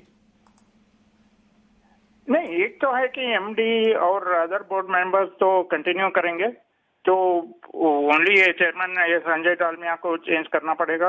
कोई नया कंपनी प्रपोज करेंगे, कोई नया डायरेक्टर को, या ये तो उस हिसाब से कंपनी को चलाना पड़ेगा इन फ्यूचर। माने शेयर होल्डर्स ऑब्वियसली जब वो नया डायरेक्टर का प्रोफाइल आएगा और वोट करने में, तब उनका ये होगा। एज सच कंपनी का ऑपरेशंस कुछ अफेक्ट नहीं होना चाहिए, बिकॉज एमडी तो बरकरार रहे। तो I think that it is more a message share holders से कि कंपनीज को बोर्ड डायरेक्टर्स को जब अपॉइंट करते हैं थोड़ा ध्यान से अपॉइंट करना पड़ता है। बहुत बहुत शुक्रिया हमसे बात करने के लिए। अविनाश, क्विक व्यू, जीएसएल के माइनॉरिटी शेयर होल्डर्स और स्टॉक के लिए इसका क्या मतलब है आपके हिसाब से? अविनाश? नहीं, मेरे ख्याल से अजय देखिए, ऑपरेशनली तो कुछ ज्यादा बदलेगा नहीं, लेकिन जैसे आपने कहा कि ये स्टॉक में काफी समय से ये ओवरहैंग था, काफी था, टाइम से संजय डालमिया के ऊपर जो केसेस चल रहे थे उसका थोड़ा बहुत तो नेगेटिव इम्पैक्ट स्टॉक पे प्ले आउट होगा। अभी ये जब नई कंपनी के मैनेजमेंट में रहेंगे तो डेफिनेटली एक बैड पैच क्लियर हो जाता है। तो मेरे ख्याल से डेफिनेटली इसमें कोई डाउट नहीं कि पॉजिटिव ही आउटलुक होना चाहिए। हालांकि देखिए, जो प्रोडक्ट जीएचसीएल बनाता है सोडा ऐश, वहां पे थोड़ी बहुत प्राइसेस में कमजोरी देखने को मिली है, तो डेटा आने वाले क्वार्टर्स में थोड़ा सा कमजोर हो सकता है। ऑल राइट, बहुत बहुत शुक्रिया हमसे बात करने के लिए। ये वाला बहुत इंपॉर्टेंट पॉइंट है। देखिए, श्रीराम जी ने बोला ना अभिषेक की एज हो गई थी, लिटिगेशन चल रहा था, तो कुछ लोगों को पसंद नहीं था, लेकिन मेरा ये व्यू है कि स्टोरी टेलर चेंजेस, स्टॉक दो जगह चलते, एक स्टोरी चेंजेस या स्टोरी टेलर चेंजेस। किसी कंपनी के अंदर या तो स्टोरी एकदम बदल रही है, लेगेसी कंपनी थी रिलायंस का, देखिए लेगेसी ऑयल एंड गैस थी, new hydrogen, new technology, story change हुई। अब यहाँ स्टोरी टेलर चेंज हो सकता है। हाँ। तो खैर इसके वो स्टॉक को रडार पर डेफिनेटली रखना चाहिए। रिस्क रिवॉर्ड ये देखिए 52 एक लो है मिल रहा है। एनीवेज आगे चलते हैं। इसमें एक बिजनेस डीमर्ज भी होता है ना जी? जी हाँ, टेक्सटाइल का, जीएचसीएल टेक्सटाइल, उसमें भी कुछ ब्लॉक डील्स हुई थी फ्राइडे को एक्चुअली, बट वो छोटी कंपनी है, कवरेज का मैंने उस पर नजर नहीं डाला। 65-70 रुपए का भाव दिया था। हाँ करेक्ट, वो लास्ट फ्राइडे में भी कुछ उसमें एक्शन था। लेकिन आगे चलते हैं, बिल्कुल आगे चलते हैं। और इनफैक्ट कुछ ब्रोकिंग हाउस की रिपोर्ट्स में स्टॉक जो हाईलाइट हुआ है वो आज के आप टेक्निकली भी मूव दे सकते हैं। KPIT Tech, already IT stocks अच्छे खासे चल रहे हैं। नैस्डैक पे हम देख रहे हैं, वहां पर तो ये जो फर्स्ट 2 क्वार्टर्स की मूव आई है बेस्ट इन 40 इयर्स आई है, और आईटी स्टॉक्स हमारे यहाँ भी चले हैं। बट केपीआईटी टेक जैसे स्टॉक्स जहां फर्दर अच्छी रिपोर्ट्स आई हैं, क्या ट्रेंड मितेश आप इस वक्त देख रहे हैं आईटी पर अब भी थोड़े मिक्स ट्रेंड दिखते हैं कुछ आईटी, क्योंकि जिस तरह के यहाँ पर एक्सेंचर के नंबर्स आए थे, उसके बाद जो गाइडेंस आई उसमें कुछ कंसर्न्स तो बने, रिपोर्ट्स भी इंडिविजुअल कई सारी हैं, पर आईटी पे इंडिविजुअली ट्रेंड क्या दिख रहा है? Mid cap IT, large cap IT? आपने सही फरमाया है। बेसिकली आईटी के अंदर अभी भी एक मिक्स पैक है। कुछ स्टॉक्स बाय साइड इन्फॉर्मेशन में, कुछ स्टॉक्स सेल साइड इन्फॉर्मेशन में। Even with in the mid cap और लार्ज कैप भी स्ट्रीट इज डिवाइडेड। बात करते हैं केपीआईटी टेक्नोलॉजी की, तो रिसेंटली हमने 1160 का एक टॉप बनाया है 9 जून 2023 को। उसके बाद थोड़ा कंसोलिडेशन में स्टॉक गया है, लेकिन नेट अगर आईटी में भी देखो तो एक पैटर्न यही उभर के आ रही है कि जो स्टॉक क्वालिफाई नहीं हुए वो गोइंग फॉर क्वालिफाई हो जाएंगे। और अगर आप सेक्टोरल इंडाइसिस की बात करें तो IT compare to other sectoral indices अभी भी लगाड़ है। तो अगर सेफ्टी व्यू पॉइंट से भी देखें या रिवर्सल से व्यू पॉइंट से भी देखें तो हमें यही लग रहा है कि कहीं ना कहीं आईटी में जो लगाड़ है वो अभी पिकअप हो गया और गोइंग फॉर वही बाय साइड ट्रेड फॉर्मेशन में आएंगे तो definitely KPIT technology current level के ऊपर आप खरीद सकते हो, उसका 1088 भाव है, 950 के स्टॉप लॉस से खरीद सकते हो। पहला टारगेट आएगा आपका 1200, दूसरा टारगेट आएगा 1350 और 1 से 3 महीने की अवधि होगी। तो आईटी में हमारा रुझान यही है कि जो स्टॉक लेगार्ड है वो ultimately by side trade formation में क्वालिफाई होंगे गोइंग फॉरवर्ड। और सेक्टरल इंडाइसिस के हिसाब से अगर देखें तो सबसे सेफेस्ट जो इंडेक्स है वो अभी निफ्टी आईटी ही है। तो हमने आईटी स्टॉक्स में हमने रौनक देखी भी है और अच्छी चीज़ ये है कि जो दिग्गज पीछे छूटे थे पिछले हफ्ते संकेत ये आ गए कि वहाँ से भी अब बाइंग निकल के आ रही है। लेकिन केपीआईटी टेक निश्चित तौर पर चौंकाने वाला प्रदर्शन इसका कहेंगे, क्योंकि सभी के सभी, चाहे वो मिड कैप हो चाहे लार्ज कैप हो, इसने आउट परफॉर्म किया और ये रैली यहीं पर नहीं रुकेगी। ब्रोकरेज हाउसेस का भरोसा है कि 1160 हालांकि ये वहाँ तक ये शेयर गया था, लेकिन ये 1200 रुपये तक का सफ़र करेगा, ऐसा भरोसा जताया है। लेकिन एक और पैक आईटी के अलावा ऑटो, जहाँ पर हमने बहुत अच्छी बाइंग देखी है नंबर से पहले जून बिक्री के, और आंकड़े आगे हैं। आंकड़ों के बाद कैसी तस्वीर बन रही है, कमर्शियल व्हीकल से कैसे आंकड़े हैं, पैसेंजर व्हीकल से, टू व्हीलर से, ये सारे आंकड़ों का हम विश्लेषण करेंगे। और हमारे साथ एक खास मेहमान अभिषेक गाव शिंदे हमारे साथ जुड़ गए हैं इस पर चर्चा करने के लिए, शेयर खान के एनालिस्ट। अभिषेक, बहुत शुक्रिया आपका समय देने के लिए, स्वागत है आपके टीनो संदेश पर। देखिए, अगर मारुति को छोड़ दें अगर अभिषेक, क्योंकि वहां पर थोड़ी सी निराशा हुई है, हालांकि मारुति का जो बेस है वो काफी हाई होता है, तो ये भी ध्यान में रखना चाहिए। आपको ओवरऑल जो नंबर्स हैं कैसे लगे हैं और कहां पर आपको लगता है कि एक सरप्राइज फैक्टर है या फिर कहां पर आपको ग्रीन शूट्स दिख रहे हैं आगे के लिए? बेसिकली अगर आप जून मंथ के नंबर्स की बात करें तो numbers broadly in line with the estimates रहे। आपने मारुति की भी बात की कि वहां पे गिरावट रही, बट वो 1,60,000 का अनुमान था और 1,59,000 के आसपास का नंबर उसने दिया है। इस मंथ में कंपनी को थोड़ा सा सेमीकंडक्टर चिप का इशू था और प्लांट शटडाउन वगैरह भी था, तो numbers broadly in line with the estimates रहे। अगर आप बात करें तो आयशर मोटर्स में भी जो आरई का नंबर रहा है वो लगभग 77,000 के आसपास का रहा है, वो भी number in line with the estimates है। सरप्राइजिंग फैक्टर में आप बात करें तो एक नेगेटिव सरप्राइज जरूर हीरो मोटोकॉर्प में रहा, क्योंकि स्ट्रीट का अनुमान था लगभग कि 5 लाख के आसपास का नंबर रहेगा और वो नंबर लगभग 4,36,000 के आसपास रहा।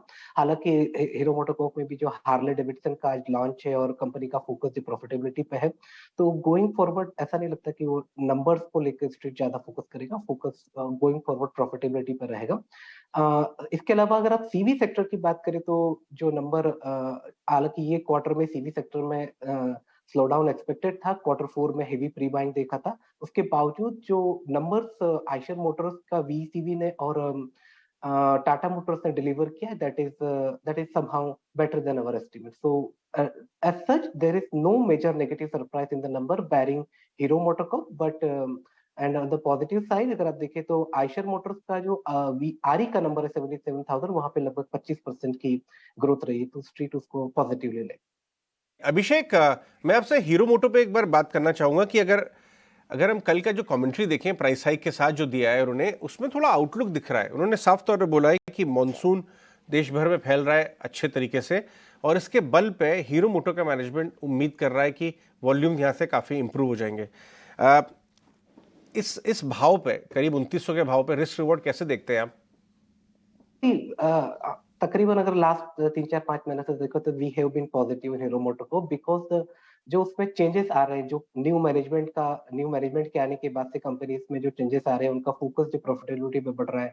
अगर आप देखें तो वो मार्जिन फोकस कंपनी होती जा रही है, जो अर्लियर केवल मास वॉल्यूम प्रोडक्शन में थी, और नाउ आज के लॉन्च के बाद में कंपनी में एक स्ट्रक्चरल चेंज आ रहा है। जो एक कंपनी जापानीज मोड पे चलती थी, वो कंपनी आज एक अमेरिकन कंपनीज का प्रोडक्ट लेके आ रही है, और एक आइकॉनिक प्रोडक्ट है हार्ले डेविडसन का प्रोडक्ट जो हीरो मोटोकॉर्प की ब्रांड अम्ब्रेला के साथ जाएगा। तो we have been positive on that.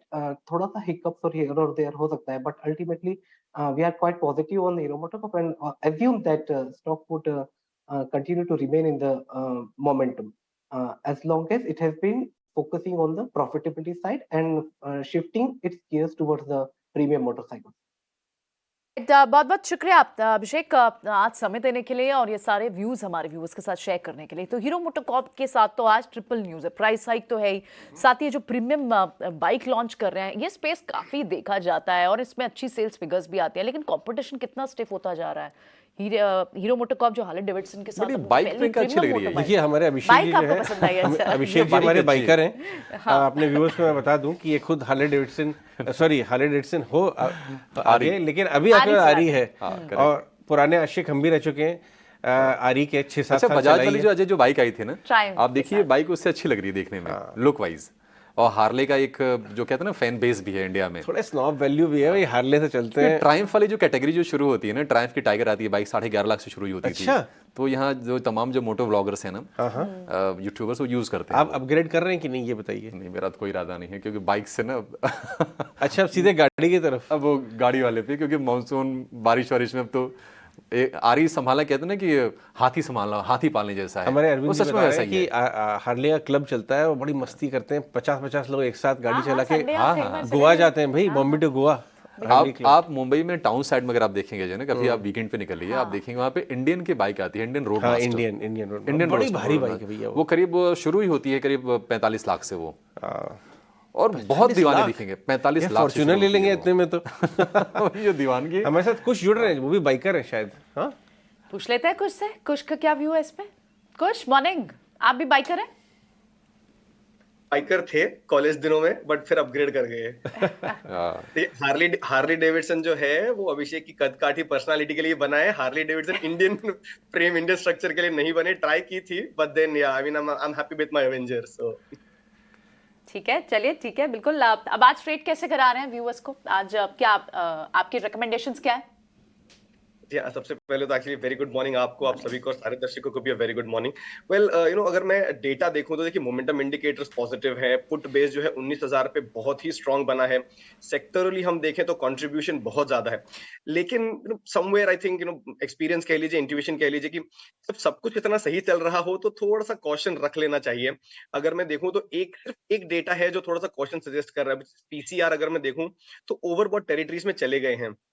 तो मुझे लग रहा है यहाँ पे हम उस जोन में आ गए हैं जहाँ पे मोमेंटम है। आप डेफिनेटली राइड करिए, बट कॉशन के साथ। अब यहाँ पे आप 2-3 तरीके से इसको प्ले कर सकते हैं, विच इज या तो आप ट्रेलिंग स्टॉप लॉस अप्लाई करते चलें, या आप प्रॉफिट बुक करके पोजीशन थोड़ी लाइट कर लें, या आप पोजीशन हेज करके चलें।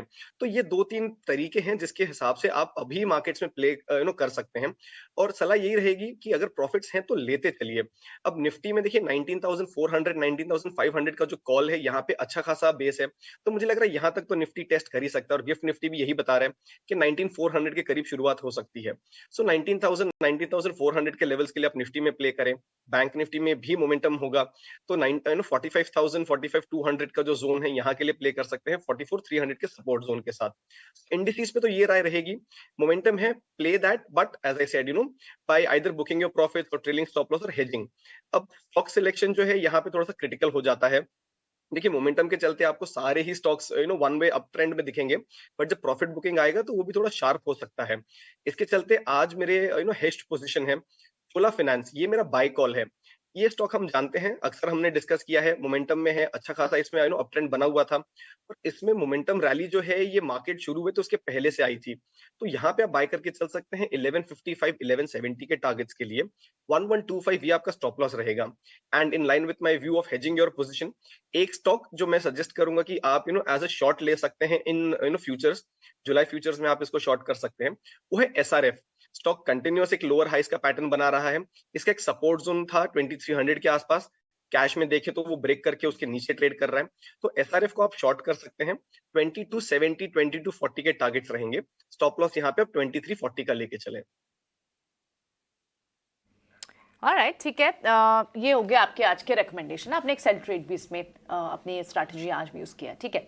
आपसे आगे भी चर्चा जारी रहेगी, लेकिन हमने शो के शुरुआत में जैसे बात की थी कि अंकुर ने खास इंटरेक्शन एनएससी के MD and CEO Ashish Chauhan से बात किया है गिफ्ट निफ्टी के इस खास मौके पर। आइए आपको कॉन्वर्सेशन सुनवाते हैं। 10, 9, 8, 7, 6, 5, 4, 3, 2, 1, 0.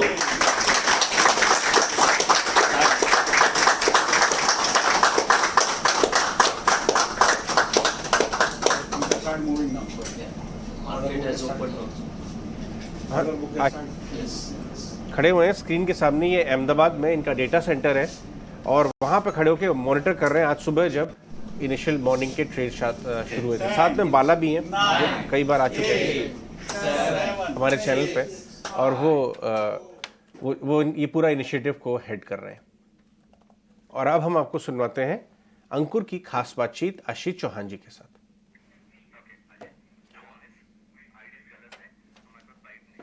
ओके, आशीष चौहान जी भी थोड़ी देर में जुड़ेंगे हमारे साथ, लेकिन उससे पहले एक और खबर आई है वीकेंड में, और वो एक ऐसे स्टॉक के बारे में, वो है L&T फाइनेंस। आशीष हमारे साथ अविनाश है, वो बता पाएंगे। अविनाश, आपको याद होगा L&T फाइनेंस सबसे ज्यादा अंडर परफॉर्मिंग NBFC स्टॉक रहा है। सारे NBFC चल गए, इनफैक्ट M&M फाइनेंस तक चल गया, लेकिन L&T फाइनेंस नहीं चला था। लेकिन डायरेक्टर साहब लेके आइए 6 महीने का ग्राफ। पिछले 2-3 महीने से L&T फाइनेंस चलना शुरू हो गया। वहां पे हुआ क्या है, वहां पे एक खबर ये आई थी कि दीनानाथ जी अपने रिटायरमेंट की नेशनल कोर्स में रिटायरमेंट ले रहे हैं और एक नया बंदा आएगा, और ये है Sudipta Roy, MD and CEO के तौर पे नियुक्ति हो गई है इनकी। और आप लास्ट 6 महीने का चार्ट देखिए, L&T फाइनेंस एक वन साइडेड चलना शुरू हो गया। ये 80 से 90 वाला जोन क्रॉस नहीं करता था, लेकिन इस समय अगर आप देखें ब्रेकआउट 6 महीने के हाईएस्ट लेवल पे 130 भाव है, लेकिन वैल्यूएशन वाइज अभी भी कई NBFC से सस्ते एंड पे है। इस भाव में भी लेना चाहिए क्या अविनाश L&T फाइनेंस से मैनेजमेंट चेंज के बल पे? नहीं, इनफैक्ट अजय, नॉर्मली जब एक मैनेजमेंट चेंज होता है और CEO चेंज होता है, तब मार्केट्स को डेफिनेटली एक पॉजिटिव सेंटिमेंट मिलता है। और भी बहुत कंपनीज में हुआ है कि नए CEO आने के बाद होपफुली नंबर्स और भी एग्रेसिव और तेज होते हैं। ऑलरेडी स्टॉक में हमने देखा है कि जैसे आपने भी कहा कि पिछले 6 महीने में स्टॉक ने अच्छा आउट परफॉर्म किया है। कंपनी का पेरेंटेज अभी भी स्ट्रांग है, और जिस प्रकार से अभी ये जो वर्टिकल में काम करते हैं, बेसिकली ज़्यादातर इंफ्रास्ट्रक्चर फंडिंग करते हैं, प्लस 2 व्हीलर फाइनेंसिंग करते हैं, ट्रैक्टर फाइनेंसिंग करते हैं, तो मुझे लग रहा है कि जो टेलविंड्स है वो काफ़ी पॉजिटिव है। तो मैं समझता हूँ कि ऑब्वियसली फर्स्ट क्वार्टर के नंबर आने के बाद थोड़ा सा कमेंट्री नए मैनेजमेंट से आएगी, तो थोड़ा और कन्विक्शन और कॉन्फिडेंस आएगा। बट जिनको डेफिनेटली एक थोड़ा रिस्क प्ले करना है और प्रोएक्टिव तरीके से खरीदना है, मेरे ख्याल से इवन करंट लेवल्स पे अगर कोई खरीदता है तो अच्छी खासी कमाई हो सकती है।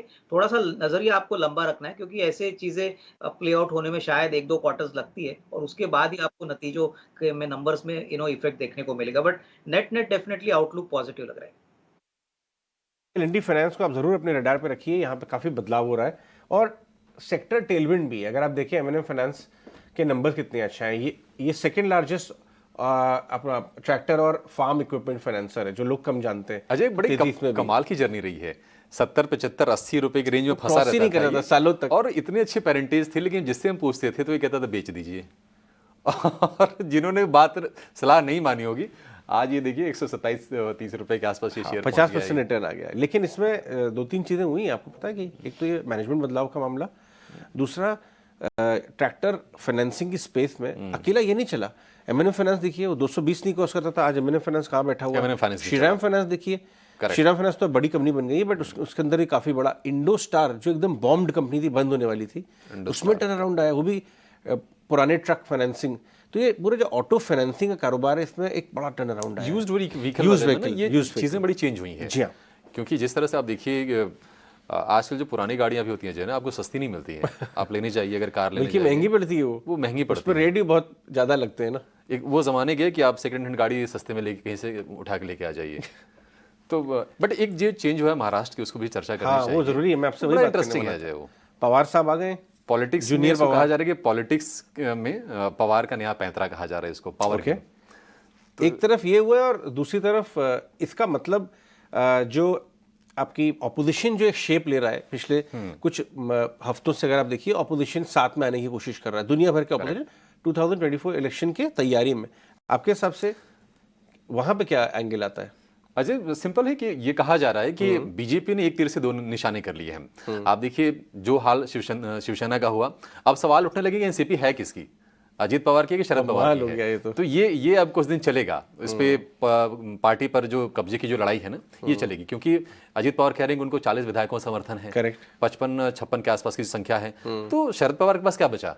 तो ये एक इंटरेस्टिंग है। दूसरी चीज ये है कि अब एकनाथ शिंदे जो कि पार्टनरशिप में सरकार चला रहे थे बीजेपी के, अब वहां पर बीजेपी का होल्ड मजबूत हो गया है। 2 डेप्यूटी सीएम हो गए, फडणवीस के साथ साथ अजीत पवार हो गए, तो कहने की एकनाथ शिंदे कंट्रोल में रहेंगे। तो अब अगले साल महाराष्ट्र में फिर से चुनाव होने वाले हैं, तो बीजेपी के लिए पूरी विन विन सिचुएशन है।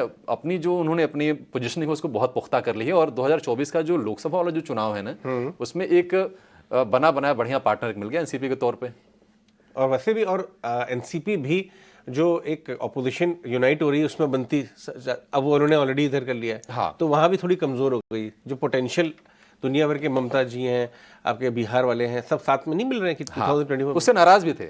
अजित पवार उससे नाराज थे कि शरद पवार का जो ये फैसला था कि उनको साथ जाके मंच साझा करना, उनके साथ जाना, नाराज थे। थोड़ी नाराजगी चल रही थी अंदर खाने में। क्या बात है, तो बहुत जबरदस्त काम हो गया ये और पवार साहब ने जब इस्तीफा दिया था एनसीपी के चीफ से, तो माना ही जा रहा था कि अजीत पवार शायद वो कुर्सी उनको मिल जाएगी, स्वाभाविक तौर पर माना जा लेकिन रहे थे। मिली नहीं। वो 4 दिन बाद फिर से वापस आ गए। तो तो ये सारी लीडरशिप का इशू हो गया था, वहाँ भी मैनेजमेंट चेंज है एक तरह से। मैनेजमेंट चेंज हो रहा है, वहाँ मैनेजमेंट नहीं, वो कंपनी किसकी होगी अब, ये लड़ाई इसकी है अब, किसके पास ज्यादा मार्केट शेयर चलिए है। बिल्कुल एब्सोल्युटली। चलिए और लेकिन आज हमारे साथ मुनाफे का फंडा लेकर देवर्ष वकील आए हैं। आगे बढ़ते हैं, हमारा खास सेगमेंट है, दर्शकों को फंडामेंटल पिक्स भी देते हैं। देवर्ष वकील हमारे साथ जुड़े हुए हैं। देवर्ष बताएं कौन से आपके आज 2 ट्रेड्स?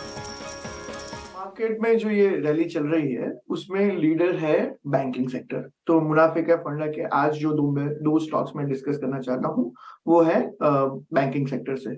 एक तो जो century old private sector bank है, सीएसबी बैंक, जो स्ट्रॉन्ग है साउथ इंडिया में। वहां पे 2018 अक्टूबर में नए प्रमोटर्स ने, फेयरफैक्स ग्रुप ने टेक ओवर किया और वहां से उसका रियल ट्रांसफॉर्मेशन शुरू हुआ है। उन्होंने ब्रांड इमेज बदली, उनमें कैपिटल फंडिंग किया। अभी टॉप मैनेजमेंट में नए लोग जो एक्सपीरियंस है पर बैंक के लिए नए हैं, उन लोगों को लाए और प्रोडक्ट बेस्ड लैंडिंग से शुरू किया। तो मुझे लगता है कि यहाँ पे अब जो बैंकिंग में एक रैली शुरू हुई है और अब हम ऑल टाइम हाई पे हैं, तो अब यहाँ से ऐसे स्टॉक्स में हमें इन्वेस्ट करना चाहिए कि वहां पे हमें यहाँ से मार्जिन ऑफ सेफ्टी दिख रही हो, यहाँ से आगे ग्रोथ की संभावना ज्यादा दिख रही हो। तो सीएसबी बैंक मेरा पहला पिक है। अराउंड 270 पे पहला एक ट्रांच लीजिए और अगर 240 के आसपास गिरता है तो उसमें एवरेज करने की जगह रखिए। हमें लगता है कि 327 का एक fair value 1.3 times book value, adjusted book value पे नेक्स्ट 2 से 3 क्वार्टर में ये ट्रेड कर सकता है। दूसरा जो बैंक है वो पब्लिक सेक्टर बैंक, जो सेकंड लार्जेस्ट बैंक है, विजया बैंक और देना बैंक के अमालगमेशन के बाद जो बैंक ऑफ बड़ौदा बन गया है, one of the largest public sector bank बन गया है। अक्रॉस इंडिया उनका पूरा प्रेजेंस है। अभी हाल ही में 1 ट्रिलियन रुपीस का मार्केट कैपिटलाइजेशन हिट करने वाला ये second private sector public sector bank हुआ है। तो इसमें भी मुझे लगता है कि ये ऑल्दो बाकी सब पीएसपी पब्लिक सेक्टर बैंक के साथ ये भी थोड़ा बढ़ा है, पर यहाँ पे हमें लगता है कि वैल्यूएशन अभी भी काफी अट्रैक्टिव है। इनका जो रिटेल बुक है वहां पे उनका की फोकस है और क्वालिटी ऑफ लोन बुक है उसमें रिलेटिवली बहुत कम लोअर एसएमए है और BNBB और उसके नीचे की बुक तो बाकी कॉर्पोरेट के सामने काफी अच्छा लोअर शेयर है। तो यहाँ क्वालिटी ऑफ बुक मुझे अच्छा लगता है।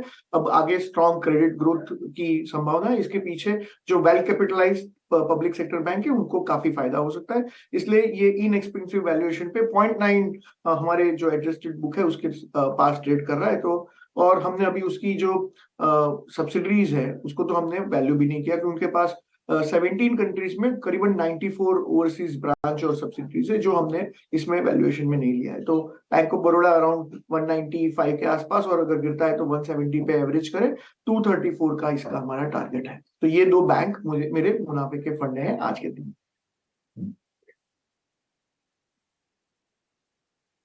चलिए बढ़ते हैं आगे। अब हमारे साथ पैनल पे शिवांगी शारदा भी बनी हुई हैं, उनसे भी समझते हैं कि आज वो क्या ट्रेड्स बता रहे हैं हमारे व्यूवर्स को। मॉर्निंग शिवांगी, बताएं आपके आज के रिकमेंडेशंस क्या है? जी बिल्कुल, गुड मॉर्निंग और सभी को गुरु पूर्णिमा की हार्दिक शुभकामनाएं। हम सभी से बहुत कुछ सीखते रहते हैं और स्टॉक मार्केट भी एक ऐसा हमारे लाइफ में गुरु है जो हमें रोज कुछ नया सिखाता रहता है, तो उसकी बहुत बहुत शुभकामनाएं। इंडेक्स की अगर हम बात करें तो लाइफ टाइम हाई पे चीयर कर रहा है।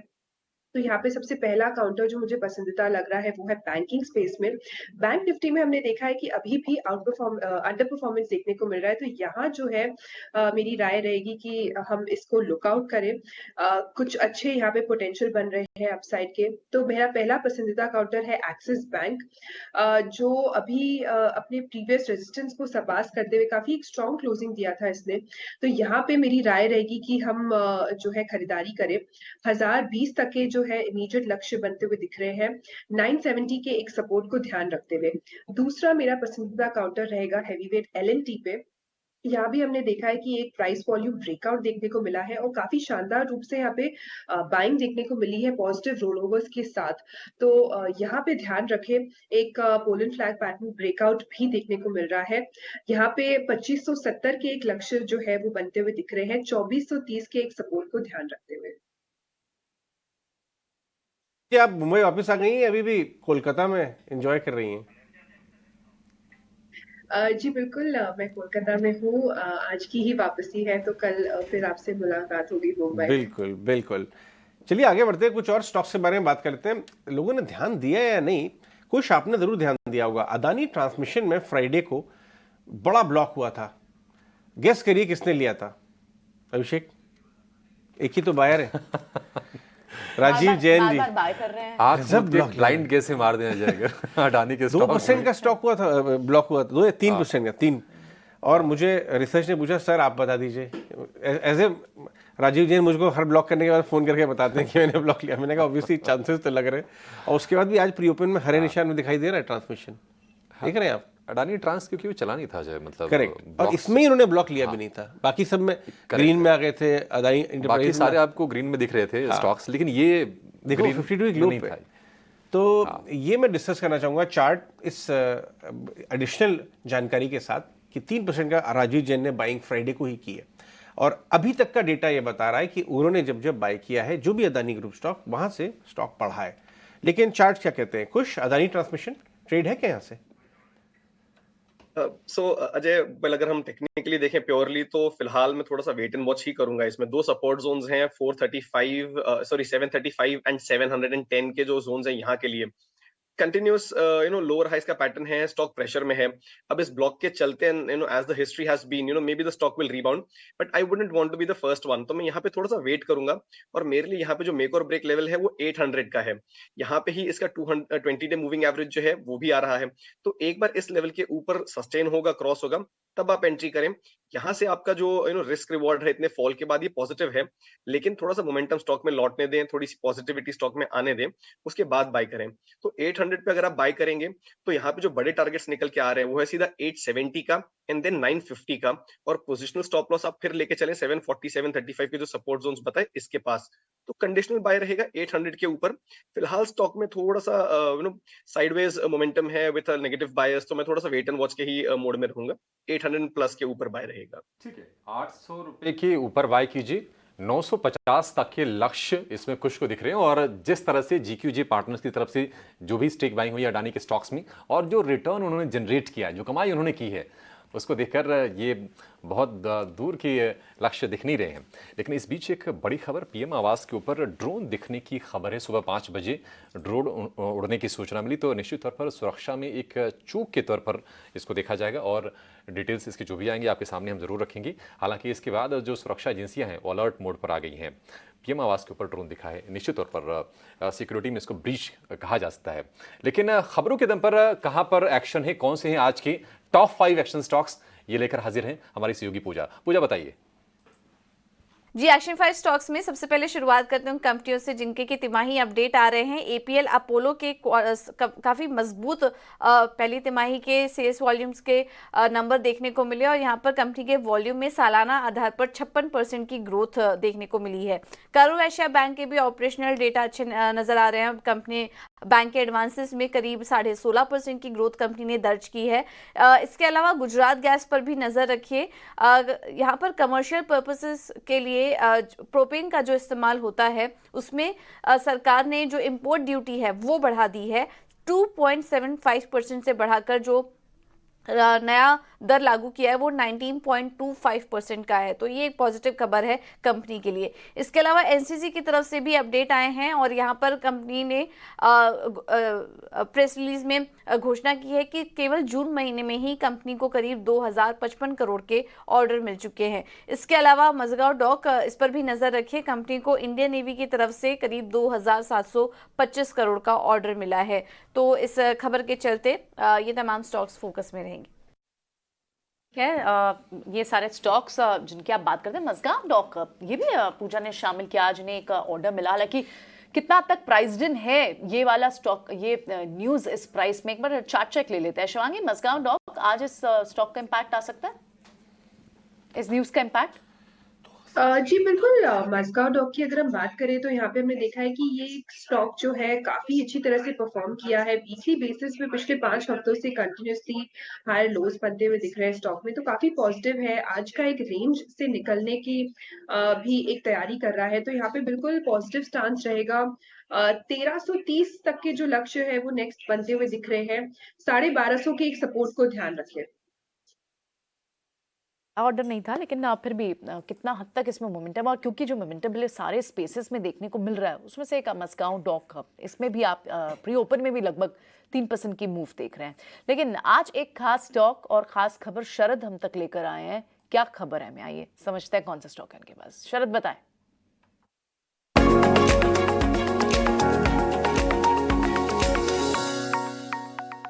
जी बिल्कुल, फोकस में रहने वाला मैक्स फाइनेंशियल सर्विसेज, और यहाँ पे हमारे सूत्रों से पता चल रहा है कि एक इम्पॉर्टेंट ब्लॉक डील आ सकती है आने वाले दिनों में, और यहाँ पे प्रमोटर्स जो है अपनी पूरी स्टेक जो है ऑलमोस्ट 10.2% की जो है बिकवाली कर सकते हैं। अब याद रखिए, प्रमोटर्स का लगभग 85% जो टोटल स्टेक है वो ऑलरेडी शेयर्स प्लेज्ड में है, और बातचीत जो है अभी इंस्टीट्यूशनल इन्वेस्टर्स के साथ चल रही है। आपके डोमेस्टिक प्लेयर्स हैं लार्जली, और याद रखिए कि जो रिसेंट इंस्टीट्यूशनल बाइंग हमें ऑलरेडी इंश्योरेंस कंपनीज में देखने मिली थी। अगर स्टॉक के बारे में बात करते हैं, स्टॉक लगभग 30% ऊपर है अपने मार्च के लो से, लगभग 5 मंथ हाई लेवल्स पे आया है, और आगे जाते हुए ब्रोकरेजेस है बुलिश भी है। मोतीलाल ओसवाल ने अपने रिपोर्ट में कहा है कि अगले 2 साल में जो है उनको जो एपी बिजनेस है वो लगभग 15% बढ़ेगा, जो एनुअलाइज प्रीमियम इक्विवेलेंट होता है उसके कारण जो है लगभग 13% का ग्रोथ आपके वैल्यू ऑफ न्यू बिजनेस में भी देखने मिलेगा। ये जो है आपके इंश्योरेंस कंपनीज के ऑपरेशनल इंडिकेटर्स होती है जहाँ पे स्ट्रेंथ आगे देखने मिल सकता है, और मैनेजमेंट की एक्सपेक्टेशंस ये भी कि जो बैंक चैनल्स हैं वो जहाँ बैंकिंग से जो क्रॉस सेलिंग होती है इंश्योरेंस प्रोडक्ट्स को लेके, उसमें भी स्ट्रेंथ आगे देखने मिलेगा। ठीक है, शुक्रिया शरद। तो मैक्स फाइनेंशियल हमने देखा था कि शेयर, जैसा कि शरद बता रहे हैं कि अच्छे मूव से 600 रुपए के आसपास का स्टॉक था, और ये 800 रुपए के ऊपर जाकर ट्रेड कर रहा है। तमाम ब्रोकरेज हाउसेस की तरफ से इसमें 950 के टारगेट्स मैक्स फाइनेंशियल के लिए आए हुए हैं, क्योंकि प्रीमियम के जो आंकड़े थे वो काफ़ी ज़बरदस्त आए थे, और कुछ कुछ अच्छे पॉजिटिव न्यूज़ ने भी ड्राइव किया है। इस बीच प्री ओपन के जो लेवल्स हैं वो सेटल हो गए हैं, और प्री ओपन में निफ्टी रिकॉर्ड ऊंचाई पर। अब ये रिकॉर्ड अजय रोज बनेगा, ये तो रोज बनेगा, लेकिन हमारी मजबूरी कि हमें कहना पड़ेगा। नहीं, वो तो कहना ही पड़ेगा, कहना चाहिए भी। अच्छी बात है, जितना बोलते रहेंगे तो मोमेंटम को फायदा मिलता है। निफ्टी बैंक, निफ्टी, ये दोनों ही रिकॉर्ड ऊंचाई पर हैं। सेंसेक्स भी चेक करेंगे, शायद सेंसेक्स को भी होना चाहिए रिकॉर्ड ऊंचाई पर, 64,831 का स्तर सेंसेक्स पर। निफ्टी की बात करें तो 19,246 आज का ये नया आंकड़ा, इस पर ये जाकर सेटल हुआ है। और हम 20,000 के पिन कोड की बात कर रहे थे, मुझे लगता है कि जुलाई में शायद वो आता हुआ दिख भी जाएगा। लेकिन आज बड़ी ब्रोकरेज रिपोर्ट कौन से स्टॉक पर आई है, ये लेकर हमारी सहयोगी वामाक्षी हमारे साथ हैं। वामाक्षी, बताइए।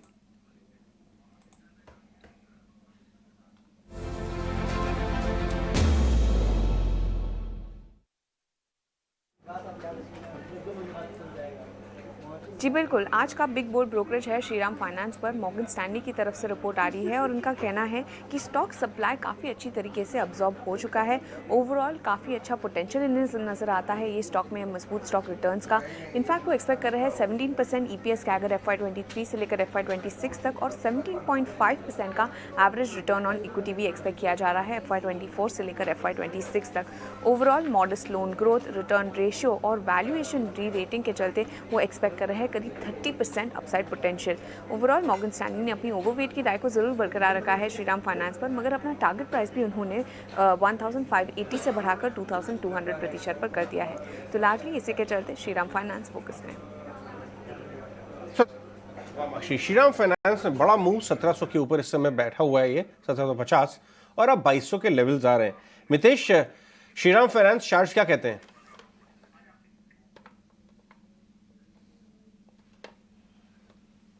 मितेश, ओके, मितेश के पास संपर्क नहीं हो पा रहा है। कुछ से समझ लेते हैं। कुछ, ये भी चला हुआ स्टॉक है, पुल बैक पे किस लेवल्स पे री एंट्री बनती है आपके हिसाब से, और अगर मैं लेके बैठा हूं तो प्रॉफिट बुक कर लूं? अजय मैं कहूंगा थोड़ा राइड करिए, क्योंकि देखिए 1800 के करीब स्टॉक गया था, ऑलरेडी प्रॉफिट बुकिंग आई है, डिप आई है, 1650 के आसपास से स्टॉक ने फिर से रिबाउंड किया है। हालांकि गैप है 1550 के जो जोन्स हैं इसके आसपास, बट हम इसको अभी भी कहेंगे कि अगर आपके पास एग्जिस्टिंग पोजीशन है तो बुक ना करें, ट्रेलिंग स्टॉप लॉस के साथ इसको राइड करें। 1700 के आसपास स्टॉप लॉस लेके चलें। 1800 एंड 1875 के जो लेवल्स हैं ये इस पे बिल्कुल आपको आते हुए दिख सकते हैं। ऑलरेडी थोड़ी सी प्रॉफिट बुकिंग आ चुकी है, तो I don't think it's a major cause of worry कि यहाँ से बहुत ज्यादा स्टॉक नीचे जा सकता है। बिल्कुल ट्रेलिंग स्टॉप लॉस के साथ इसे आप होल्ड कर सकते हैं। ऑल राइट, ठीक है। एक क्विक एक स्टॉक कॉल ले लेते हैं, गुजरात गैस। आज इस पे कैसा एक इम्पैक्ट हो सकता है, क्योंकि इनका जो सबसे बड़ा कंपीटिंग फ्यूल था वहाँ उस पे इंपोर्ट ड्यूटी काफ़ी बढ़ गई प्रोपेन पे। तो शिवांगी आज ट्रेड करेंगे गुजरात गैस को? देखिए 5% तो अभी तेज है। जी बिल्कुल, गुजरात गैस की अगर हम बात करें तो यहाँ पे हमने देखा है कि इस स्टॉक में काफ़ी वोलैटिलिटी रहता है, काफ़ी स्विंग्स रहते हैं। तो इसमें एक तो स्ट्रिक्ट स्टॉप लॉस लगाते हुए ही कामकाज करें। वीकली फ्रेम में हम देख रहे हैं कि काफ़ी टाइम से ये स्टॉक जो है काफ़ी एक दायरे में कामकाज कर रहा है। आज ज़रूर एक गैप अप ओपनिंग हो रहा है, लेकिन मेरा ये मानना है कि यहाँ थोड़ा वेट एंड वॉच करें, क्योंकि स्विंग्स बड़े आते हैं और थोड़ा सेटल डाउन हो स्टॉक, फिर हम इसमें एंटर करने की सोचें। नहीं करेंगे, लेकिन बाजार में आज एंट्री पॉइंट कहाँ बनते हुए दिख रहे हैं? अभी फिलहाल जो आपको इंडिकेशन में दिख रहा है उसमें आपको सबसे ऊपर तो विप्रो जैसे स्टॉक्स दिख रहे हैं, बायबैक की इनकी एक्सेप्टेंस रेशियो, विप्रो दिख रहा है आपको, इनफैक्ट नहीं वो तो आई एम लिटिल कंफ्यूज, ठीक है। विप्रो दिख रहा है आपको, एमएनएम जैसे काउंटर्स दिख रहे हैं, अल्ट्राटेक सीमेंट्स में आपको तेजी दिख रही है, और इनफैक्ट सीमेंट काउंटर में अल्ट्राटेक भी और ग्रासिम भी, ये भी आपको दोनों के दोनों अभी टॉप गेनर दिख रहे हैं।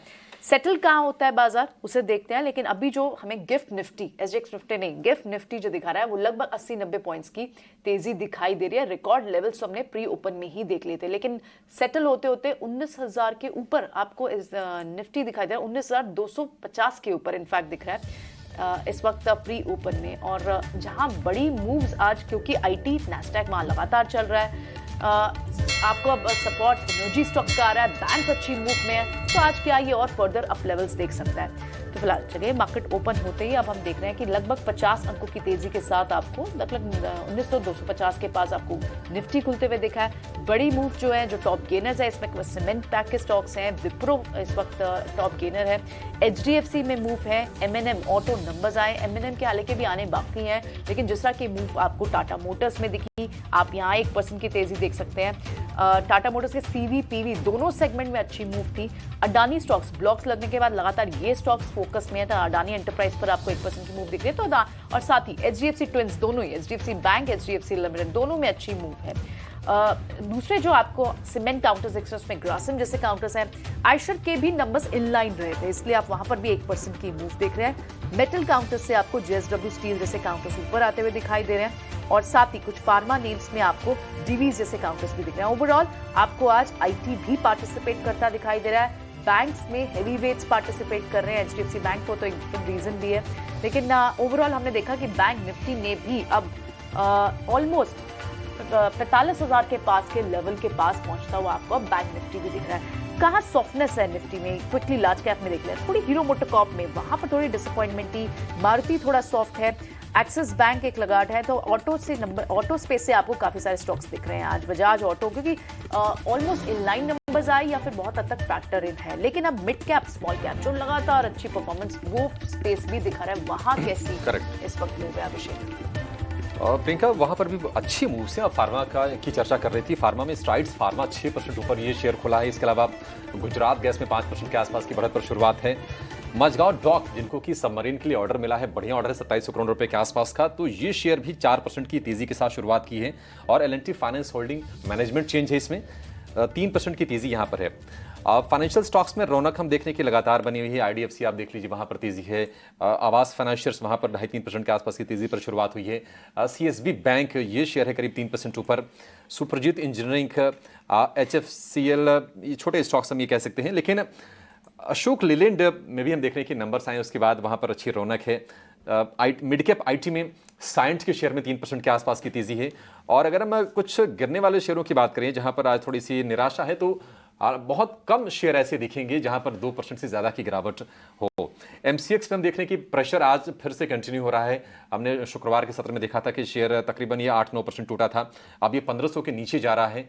काफ़ी नीचे के टारगेट से ब्रोकरेज हाउसेस की, और ये शेयर उस तरह की चाल दिखा भी रहा है। और हमने देखा था कि टायर स्टॉक्स तो थोड़े से आज सुस्ती के संकेत दे रहे हैं। अपोलो टायर, जेके टायर, यहाँ पर हम 1.25% से 1.5% के आसपास की कमजोरी देख रहे हैं। एमसी स्टॉक्स में हमने चूंकि तेजी देखी थी शुक्रवार के सत्र में, तो आज वहाँ पर थोड़ी सी प्रॉफिट टेकिंग के संकेत दिख रहे हैं, हालांकि वो ज़्यादा नहीं है। आप HDFC एमसी को देखिए, आप UTI एमसी के शेयर को देखिए, वहाँ से आपको हल्के हल्के नरमी के संकेत ज़रूर दिखेंगे। लेकिन वायदा बाजार की अगर बात करें तो निश्चित तौर पर गुजरात गैस लीडर है, करीब करीब 4.5% के आसपास की तेजी वहां पर है। इसके अलावा अल्ट्राटेक, जिसके की ऑपरेशनल नंबर्स बहुत अच्छे आए हैं, वहां पर हम तेजी देख रहे हैं करीब 2.25% के आसपास की। और ग्रेन्यूल्स, महिंद्रा एंड महिंद्रा, कॉनकॉर, ये तमाम शेयर आपको आज बढ़िया तेजी के साथ आज कारोबार करते हुए दिखाई देंगे। तो रिकॉर्ड हाइस पे बाजार है, और आप देखिए 65,000 का आज सेंसेक्स, 65,000 का सेंसेक्स क्रॉस हो गया के आसपास का। मैं आपकी बजाज ऑटो की तरफ आपकी नजर ले जाना चाहूंगा। अभी भी उसके नंबर्स आए और मिस हैं, तो हीरो होंडा भी मिस था, हीरो मोटो एक्चुअली, बजाज भी करीब 2% मिस आया है नंबर। और आप देखिए स्टॉक डेज लो की तरफ जा रहा है। आइए एक राउंड ऑफ ओपनिंग ट्रेड्स ले लेते हैं अपने सारे पैनलिस्ट के साथ। शिवांगी, बाजार को खुले 2-3 मिनट हो गए, क्या किस ट्रेड पे आपकी नजर जा रही है? जी बिल्कुल, मेरी नज़र है महिंद्रा एंड महिंद्रा पे, M&M।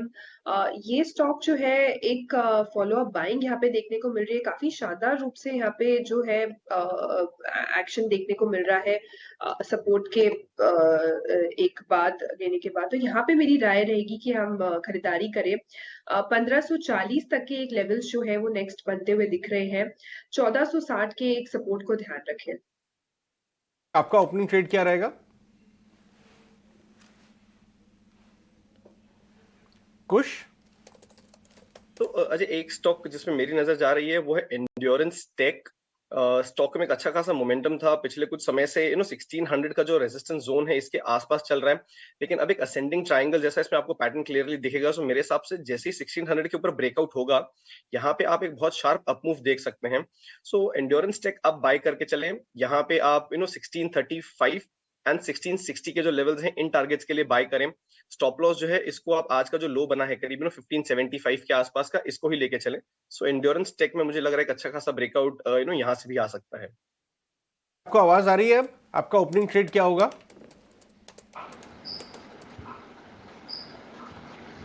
मितेश को आवाज नहीं जा रही है। मितेश, कुछ टेक्निकल इशू है। इस समय मैं आपको बता दूं कि अगर आप देखें बाजार में L&T finance third biggest gainer बन गया है, जो हमने आपको सुबह ही बताया था। M&M में हालांकि नंबर्स नहीं आए अभिषेक, लेकिन आप यही देखिए तेजी में भी क्योंकि VST टीलर्स के नंबर बहुत अच्छे आए हैं, जो कि फार्म इक्विपमेंट कंपनी है। अगर उसके नंबर और सेल्स नंबर इतने मजबूत हैं तो ऑलरेडी ट्रेड M&M में होता हुआ नजर आया। इनफैक्ट M&M में एक और बात आई है, M&M ने अपनी एनुअल रिपोर्ट भी वीकेंड में दी थी और उसमें बहुत सॉलिड कमेंट्री दी है फार्म इक्विपमेंट को लेके, लेकिन 1500 का भाव हो गया है। अविनाश, M&M यहां से चल सकता है क्या? वैल्यूएशन के हिसाब से क्या लगता है आपको? बिल्कुल, इनफैक्ट अजय, पिछले हफ्ते एक ऐसी और भी खबर आई थी कि और भी थोड़ी वैल्यू अनलॉकिंग के लिए मैनेजमेंट सोच रहा है। काफ़ी ऐसे बिजनेसेस है जो वो लिस्ट कराने वाले हैं, तो ये तो एडिशनल फैक्टर रहेगा। लेकिन फार्म इक्विपमेंट में मुझे लग रहा है कि नंबर्स जब आएंगे तब अच्छे नंबर्स आने की संभावना है, क्योंकि VST टिलर्स तो बहुत छोटा प्लेयर है। टिलर्स बनाते हैं जो ट्रैक्टर का एक लोअर एंड वर्जन होता है, बट ट्रैक्टर मार्केट में M&M तो मार्केट लीडर है। और जिस प्रकार से अभी इन्होंने पिछले बार भी कहा था कि 7 से 8% इंडस्ट्री ग्रो करेगा और वो कोशिश करेंगे कि इसको आउट परफॉर्म करेंगे, तो definitely I think at these levels also किसी को अगर खरीदना है तो ऑटो सेक्टर में काफी वेल पोजीशन काउंटर है।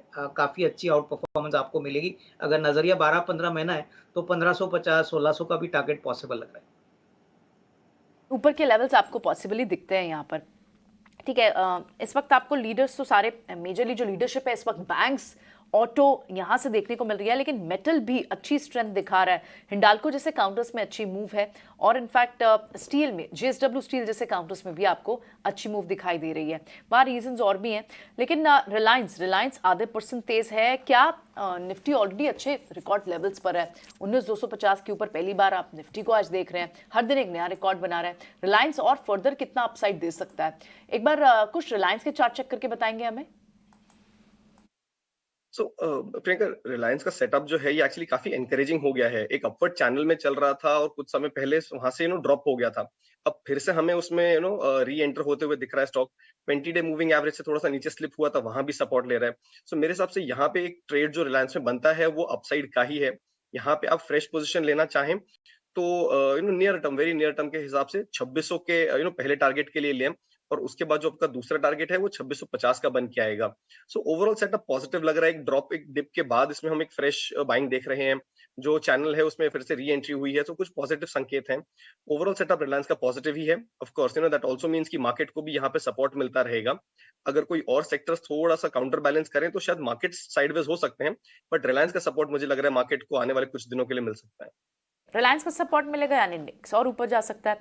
मितेश, अब आपको आवाज आ रही है हमारी? कैन यू हियर अस? अच्छा, ठीक है।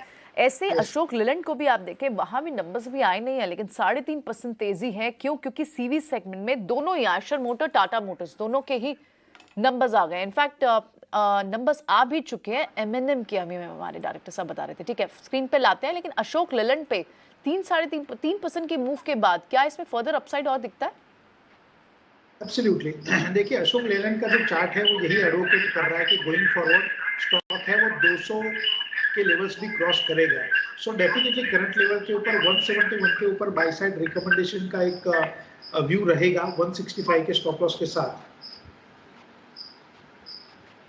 पर ये राय मितेश की, लेकिन शिवांगी आपसे जरा राय चाहेंगे गुजरात गैस के शेयर पर, क्योंकि अभी है वायदा बाजार का टॉप गेनर, 6% के आसपास की तेजी इसमें हो गई है, क्योंकि गुजरात सरकार ने प्रोपेन पर इंपोर्ट ड्यूटी बढ़ाई है और उसका पूरा का पूरा जो फायदा मिल रहा है इस शेयर को मिल रहा है।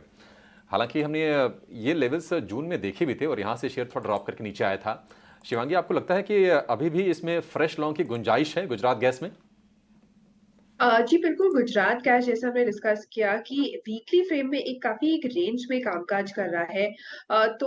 इसमें एक डिसाइसिव अपमूव जो है टिके रहने की जरूरत है। इसमें यहाँ पे इसने अपने पिछले रेजिस्टेंस जो कि 489 के आसपास था उसको सरपास करके जरूर अभी होल्ड कर रहा है। पर यहाँ पे मेरी राय रहेगी कि हम थोड़ा वेट एंड वॉच करें और एक लेवल्स यहाँ पे अगर क्लोजिंग देते हैं ये 490 के ऊपर तो हम इसमें बाइंग की राय ढूंढें। काफी वॉलेटाइल स्टॉक है तो स्विंग ज्यादा रहते हैं तो स्टॉप लॉस मेंटेन करें। ठीक है, गुजरात गैस। कुछ और स्टॉक्स के बारे में बात करें। ये छोटे आपके सीमेंट स्टॉक्स में सिर्फ अल्ट्राटेक ही नहीं, अगर आप देखें स्टार सीमेंट 8% ऊपर हो गया है। छोटे सीमेंट स्टॉक्स में आपको कौन सा स्टॉक ठीक लग रहा है? कुछ स्टार सीमेंट पे भी बताइए, 145 रुपए का भाव है लगभग। सो अजय, यहाँ पे रिकवरी है अंडरवे, बट मुझे लग रहा है कि इसमें थोड़ा सा वेट एंड वॉच वाला अप्रोच यहाँ पे रखना चाहिए, बिकॉज मल्टीपल रेजिस्टेंस जोन्स हैं जिनको क्रॉस करने के लिए थोड़ी सी मशक्कत करनी पड़ सकती है। हालांकि momentum indicators have turned for the better, but मैं कहूंगा थोड़ा सा वेट करें। ये 145 से लेके 147 का जो जोन है ये थोड़ा सा रेजिस्टेंस के तौर पे एक्ट कर सकता है। तो यहाँ पे आप वेट एंड वॉच करें। एग्जिस्टिंग पोजीशन हो तो कोई चिंता की बात नहीं है। 140 या उसके जस्ट नीचे आप अपना स्टॉप लॉस प्लेस करें, उसी को ये स्टॉक रिस्पेक्ट करके रिबाउंड कर रहा है, बट मोमेंटम आते आते थोड़ा समय लग सकता है। सो 145 147 के ऊपर इसमें आपको एक मोमेंटम आता हुआ नजर आएगा। जहां तक और दूसरे स्टॉक्स की बात है, इंडिया सीमेंट्स, इस स्टॉक में हल्का सा हमें एक बम्प अप आते हुए दिख रहा है। सो मैं कहूंगा इसको अपने रेडार पे रखें। हालांकि ये भी कंडीशनल बाय है 215 के ऊपर, बट उस लेवल के बहुत करीब चल रहा है, तो इसको अपने रेडार पे रखें। 215 क्रॉस करें तो 210 के स्टॉप लॉस के साथ इसे बाय करें 220 और 226 के टारगेट्स के लिए। कुछ और स्टॉक्स के बारे में बात कर लेते हैं, और मैं आपका ध्यान लेके जाना चाहूँगा इलेक्ट्रॉनिक स्टॉक्स में। वीकेंड में खबर आई है इलेक्ट्रॉनिक्स के ऊपर जीएसटी कम करने की बात चल रही है। सिरमा, एसजीएस, केन्स, डिक्सन, ये सारे स्टॉक्स लेके आई है। अविनाश, इस भाव से भी क्या इनमें जूस बचा हुआ है आपके हिसाब से, या वैल्यूएशन थोड़े महंगे हो गए? अगर व्यूअर्स को काम करना है तो रुक के करें। मुझे लग रहा है कि देखिए वैल्यूएशंस तो फेयर टू एक्सपेंसिव है अजय, लेकिन अगर जीएसटी कम होता है तो सेंटिमेंटली बहुत बड़ा बूस्ट इस सेक्टर को मिलेगा, क्योंकि जो भी जीएसटी का रिडक्शन होगा वो कीमतों में डेफिनेटली आपको दिखाई देगा। और ये सेक्टर में हमने देखा है कि not only domestic but export demand भी बहुत सिग्निफिकेंट है। तो डोमेस्टिक का जो पीस है वहाँ पे ग्रोथ डबल डिजिट्स में रहेगी। अभी जीएसटी की कटौती आती है तो और भी तेज डिमांड में बढ़ोतरी आ सकती है। तो मेरे ख्याल से देखिए वैल्यूएशंस तो एक्सपेंसिव है, लेकिन अगर हम एसएसएस की बात करें तो मुझे लग रहा है कि ये स्टॉक में बहुत ही दमदार नंबर Q4 में दिखा है। मैनेजमेंट की कमेंट्री भी बहुत स्ट्रांग थी। तो कोई गिरावट अगर आती है तो ऐसे स्टॉक्स में आपको अपने पोर्टफोलियो में जरूर जगह बनानी चाहिए, क्योंकि अगले 1.5-2 साल में यहाँ पे ग्रोथ मोमेंटम काफी स्ट्रांग रहेगा। सर आपने स्ट्राइड्स फार्मा पर भी व्यू दीजिए, क्योंकि ये शेयर शुरुआत बहुत ही शानदार की है और आज से पहले भी हमने इसमें बहुत कमाल की रैली देखी है। मार्च में ये जो शेयर था 250 पौने 300 रुपए के दायरे में था, वहां से चल के अभी देखिए 460 रुपए के आसपास आ गया है। आपको लगता है क्या कि बैलेंस शीट इतनी हेल्दी इसकी है, या फिर जो इसमें न्यूज़ फ्लो आ रहे हैं इतने पॉजिटिव्स हैं? हालांकि घाटा इन्होंने कम किया है जो पिछले नतीजे आए थे, लेकिन कहीं ये रिस्की तो नहीं हो गया इस तेजी के बाद? अब ये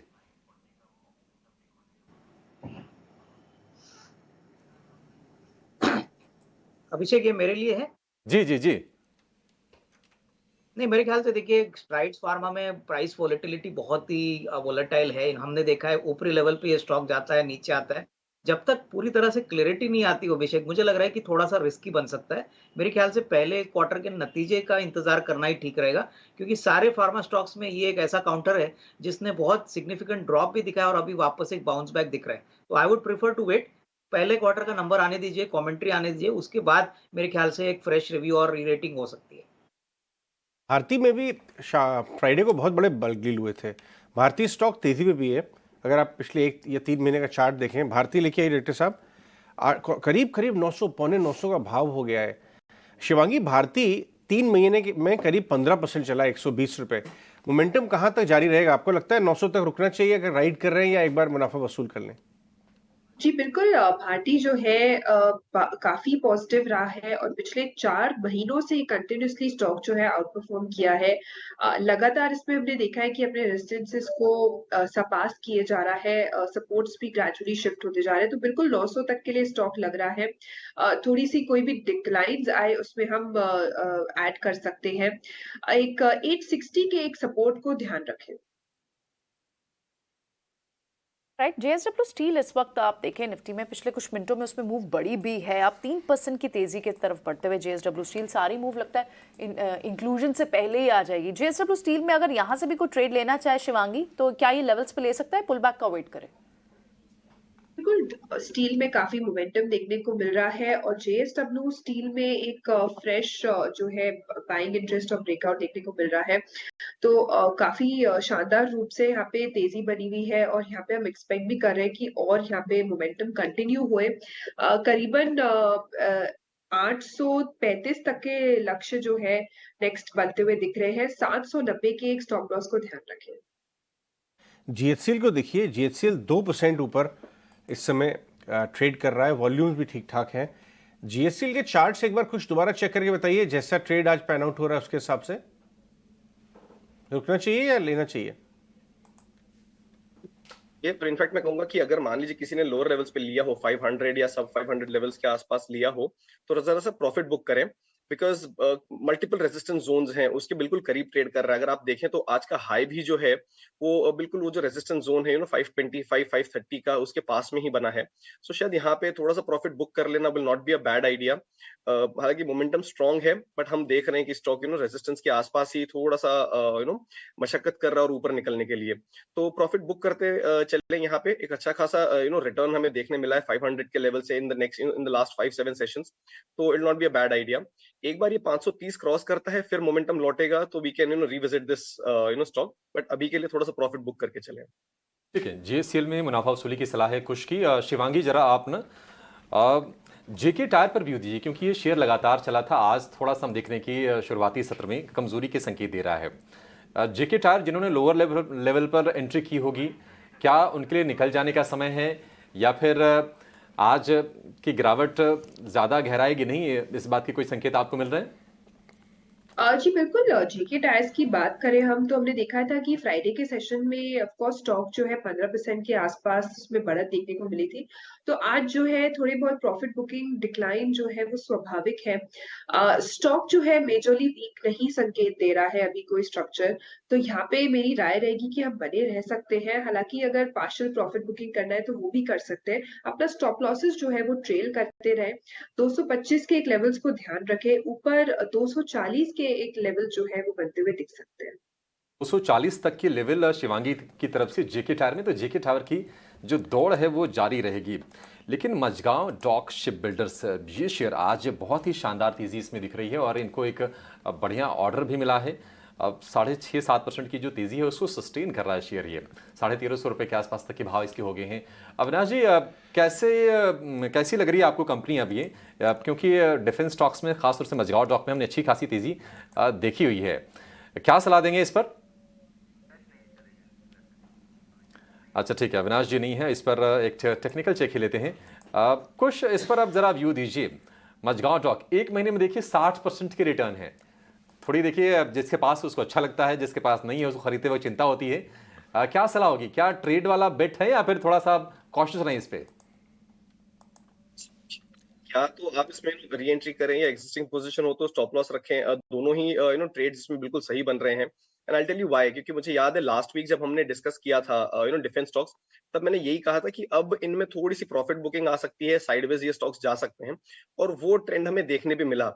लेकिन इस स्टॉक में एक फ्रेश ट्रिगर है न्यूज के हिसाब से भी, और अगर हम टेक्निकली देखें तो आज ब्रेकआउट भी आया है। 1275 का एक जोन था जो पूरे पिछले हफ्ते को इसने नहीं क्रॉस किया था। 1275 से 1280 का जो जोन है, आज वॉल्यूम के साथ, न्यूज के साथ हमें यहाँ पे एक ब्रेकआउट देखने मिल रहा है। तो ये मोमेंटम इस स्टॉक को और ऊपरी लेवल्स तक लेके जा सकता है। आई वोंट बी सरप्राइज कि यहाँ पे 1360 एंड 1400 के लेवल्स भी हमें आने वाले कुछ दिनों में देखने मिले। तो आप फ्रेश एंट्री भी चाहें तो ले सकते हैं। स्टॉप लॉस जो है, जैसा मैंने बताया, 1290 1280 का जो सपोर्ट जोन है उसके पास रख के चलें। तो एक करेक्शन था एक्सपेक्टेड, आ चुका है, एक फ्रेश ट्रिगर है। सो अब यहाँ पे स्टॉक में और ऊपर के लेवल्स देखने मिल सकते हैं इन द कमिंग डेज। ठीक है, ऊपर के लेवल्स देखने को मिल सकते हैं 6-6.5% चलने के बाद। कुछ और जो स्टॉक्स, छोटे स्टॉक्स हैं, स्मॉल कैप्स हैं, 500 करोड़ की सिर्फ मार्केट कैप है, वासा डेंटिसिटी, लेकिन आज उसमें 10% की मूव है क्योंकि आशीष कचोलिया ने इसमें एक स्टेक खरीदा और बड़ा स्टेक खरीदा है ना। एक बार लाने की कोशिश करते हैं अगर ये स्टॉक वासा VASA और वासा डेंटिसिटी। लेकिन ये बहुत अजीब सी बात है अजय की सेलेक्टिव, मतलब आशीष कचोलिया पीछे के कितने समय में जो नाम निकाल के लाए हैं बाजार को, शायद पता हो स्मॉल कैप स्पेस में स्टॉक पिकर हैं, हीरे ढूंढ के ला रहे हैं वो खजाने में। स्मॉल कैप आई थिंक हमारे डेटाबेस में ये नाम होगा भी नहीं। होगा भी नहीं, मुझे भी यही सरप्राइज था मैंने कि डालना पड़ेगा। क्या कहते हैं, कुछ डेंटल, हां, I was also checking them. ये डिस्ट्रीब्यूशन हॉस्पिटल कंपनी है, पोर्टफोलियो डेंटल प्रोडक्ट्स का ही है जिसकी मार्केटिंग और डिस्ट्रीब्यूशन में है। क्या बात है, तो अब ऐसे स्टॉक्स निकल कर आ रहे हैं। लेकिन स्टॉक पिकिंग यही होती है। आप देखिए ना, छोटे हमारे साथ प्रशांत सावंत आ गए हैं। प्रशांत, बाजार खुलने के बाद आपसे बात हो रही है, क्या ओपनिंग ट्रेड्स नजर आए आपको उस बाजार में? वाह क्या बात है, 19,300 क्रॉस हो चुका है निफ्टी में भी। प्रशांत जी, अजय जी, पिछले हफ्ते मैंने नैटको फार्मा रेकमेंड किया था सोमवार के ही दिन करीबन 690 के लेवल में। फिर से रेकमेंड करूंगा, अभी 710 चल रहा है। मुझे लग रहा है ये डेफिनेटली इंटरेस्टिंग स्पेस है। यहाँ पे जो पिछले हफ्ते की एंट्री थी 690, ये अभी स्टॉप लॉस बनेगी 690। अभी भी कोई फ्रेश एंट्री लेना चाहे तो 690 से ले ले।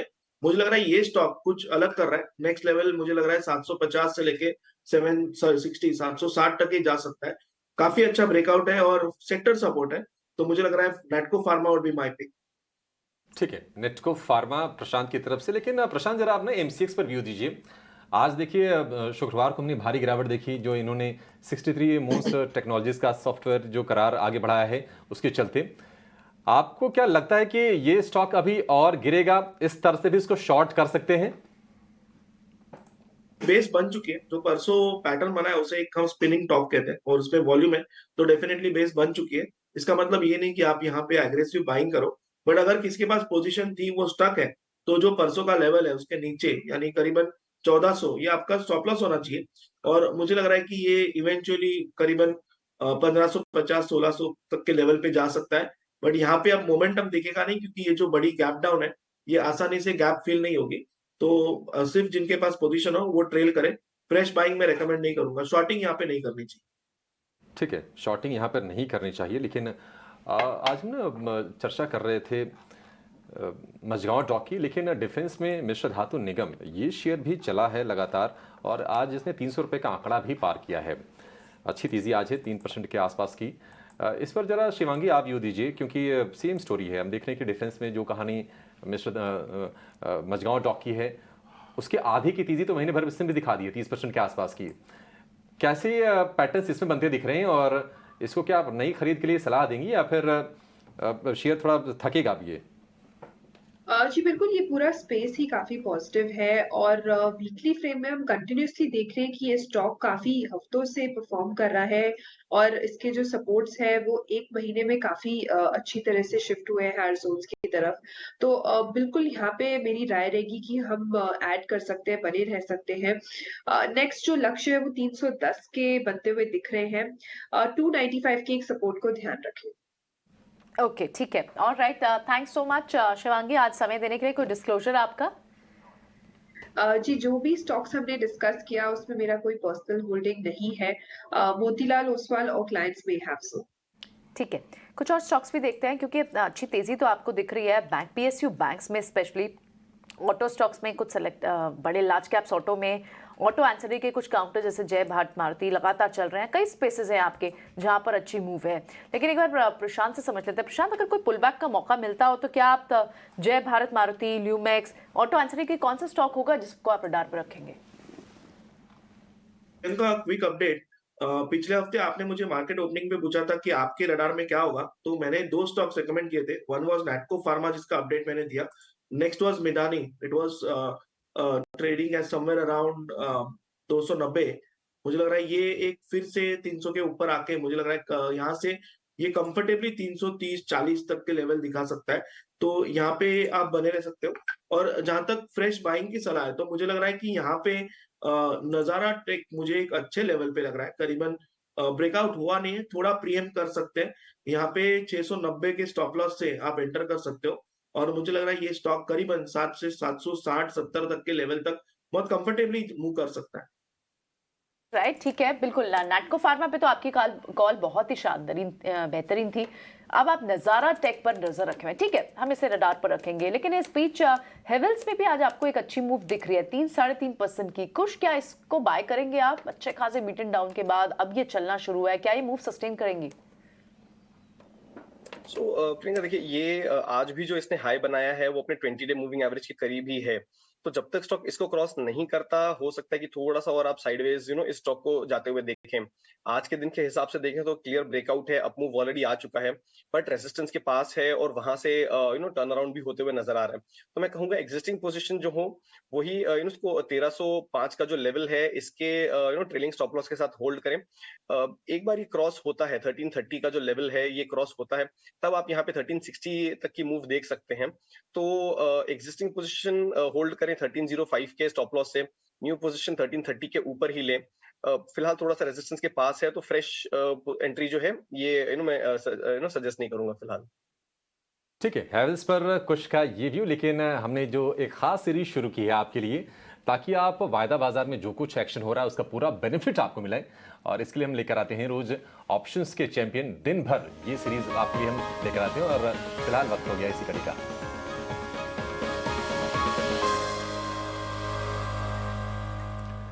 तो इस घंटे के ऑप्शंस के चैंपियन बताने के लिए हमारे साथ हैं ऑप्शंस मार्केट के एक वाकई चैंपियन हैं सौरभ सिसोदिया, हमारे साथ जुड़ गए हैं। सौरभ बताइए, आपके तरफ से आज कौन सी स्ट्रेटजी होगी जहां पर पैसे बन सकते हैं?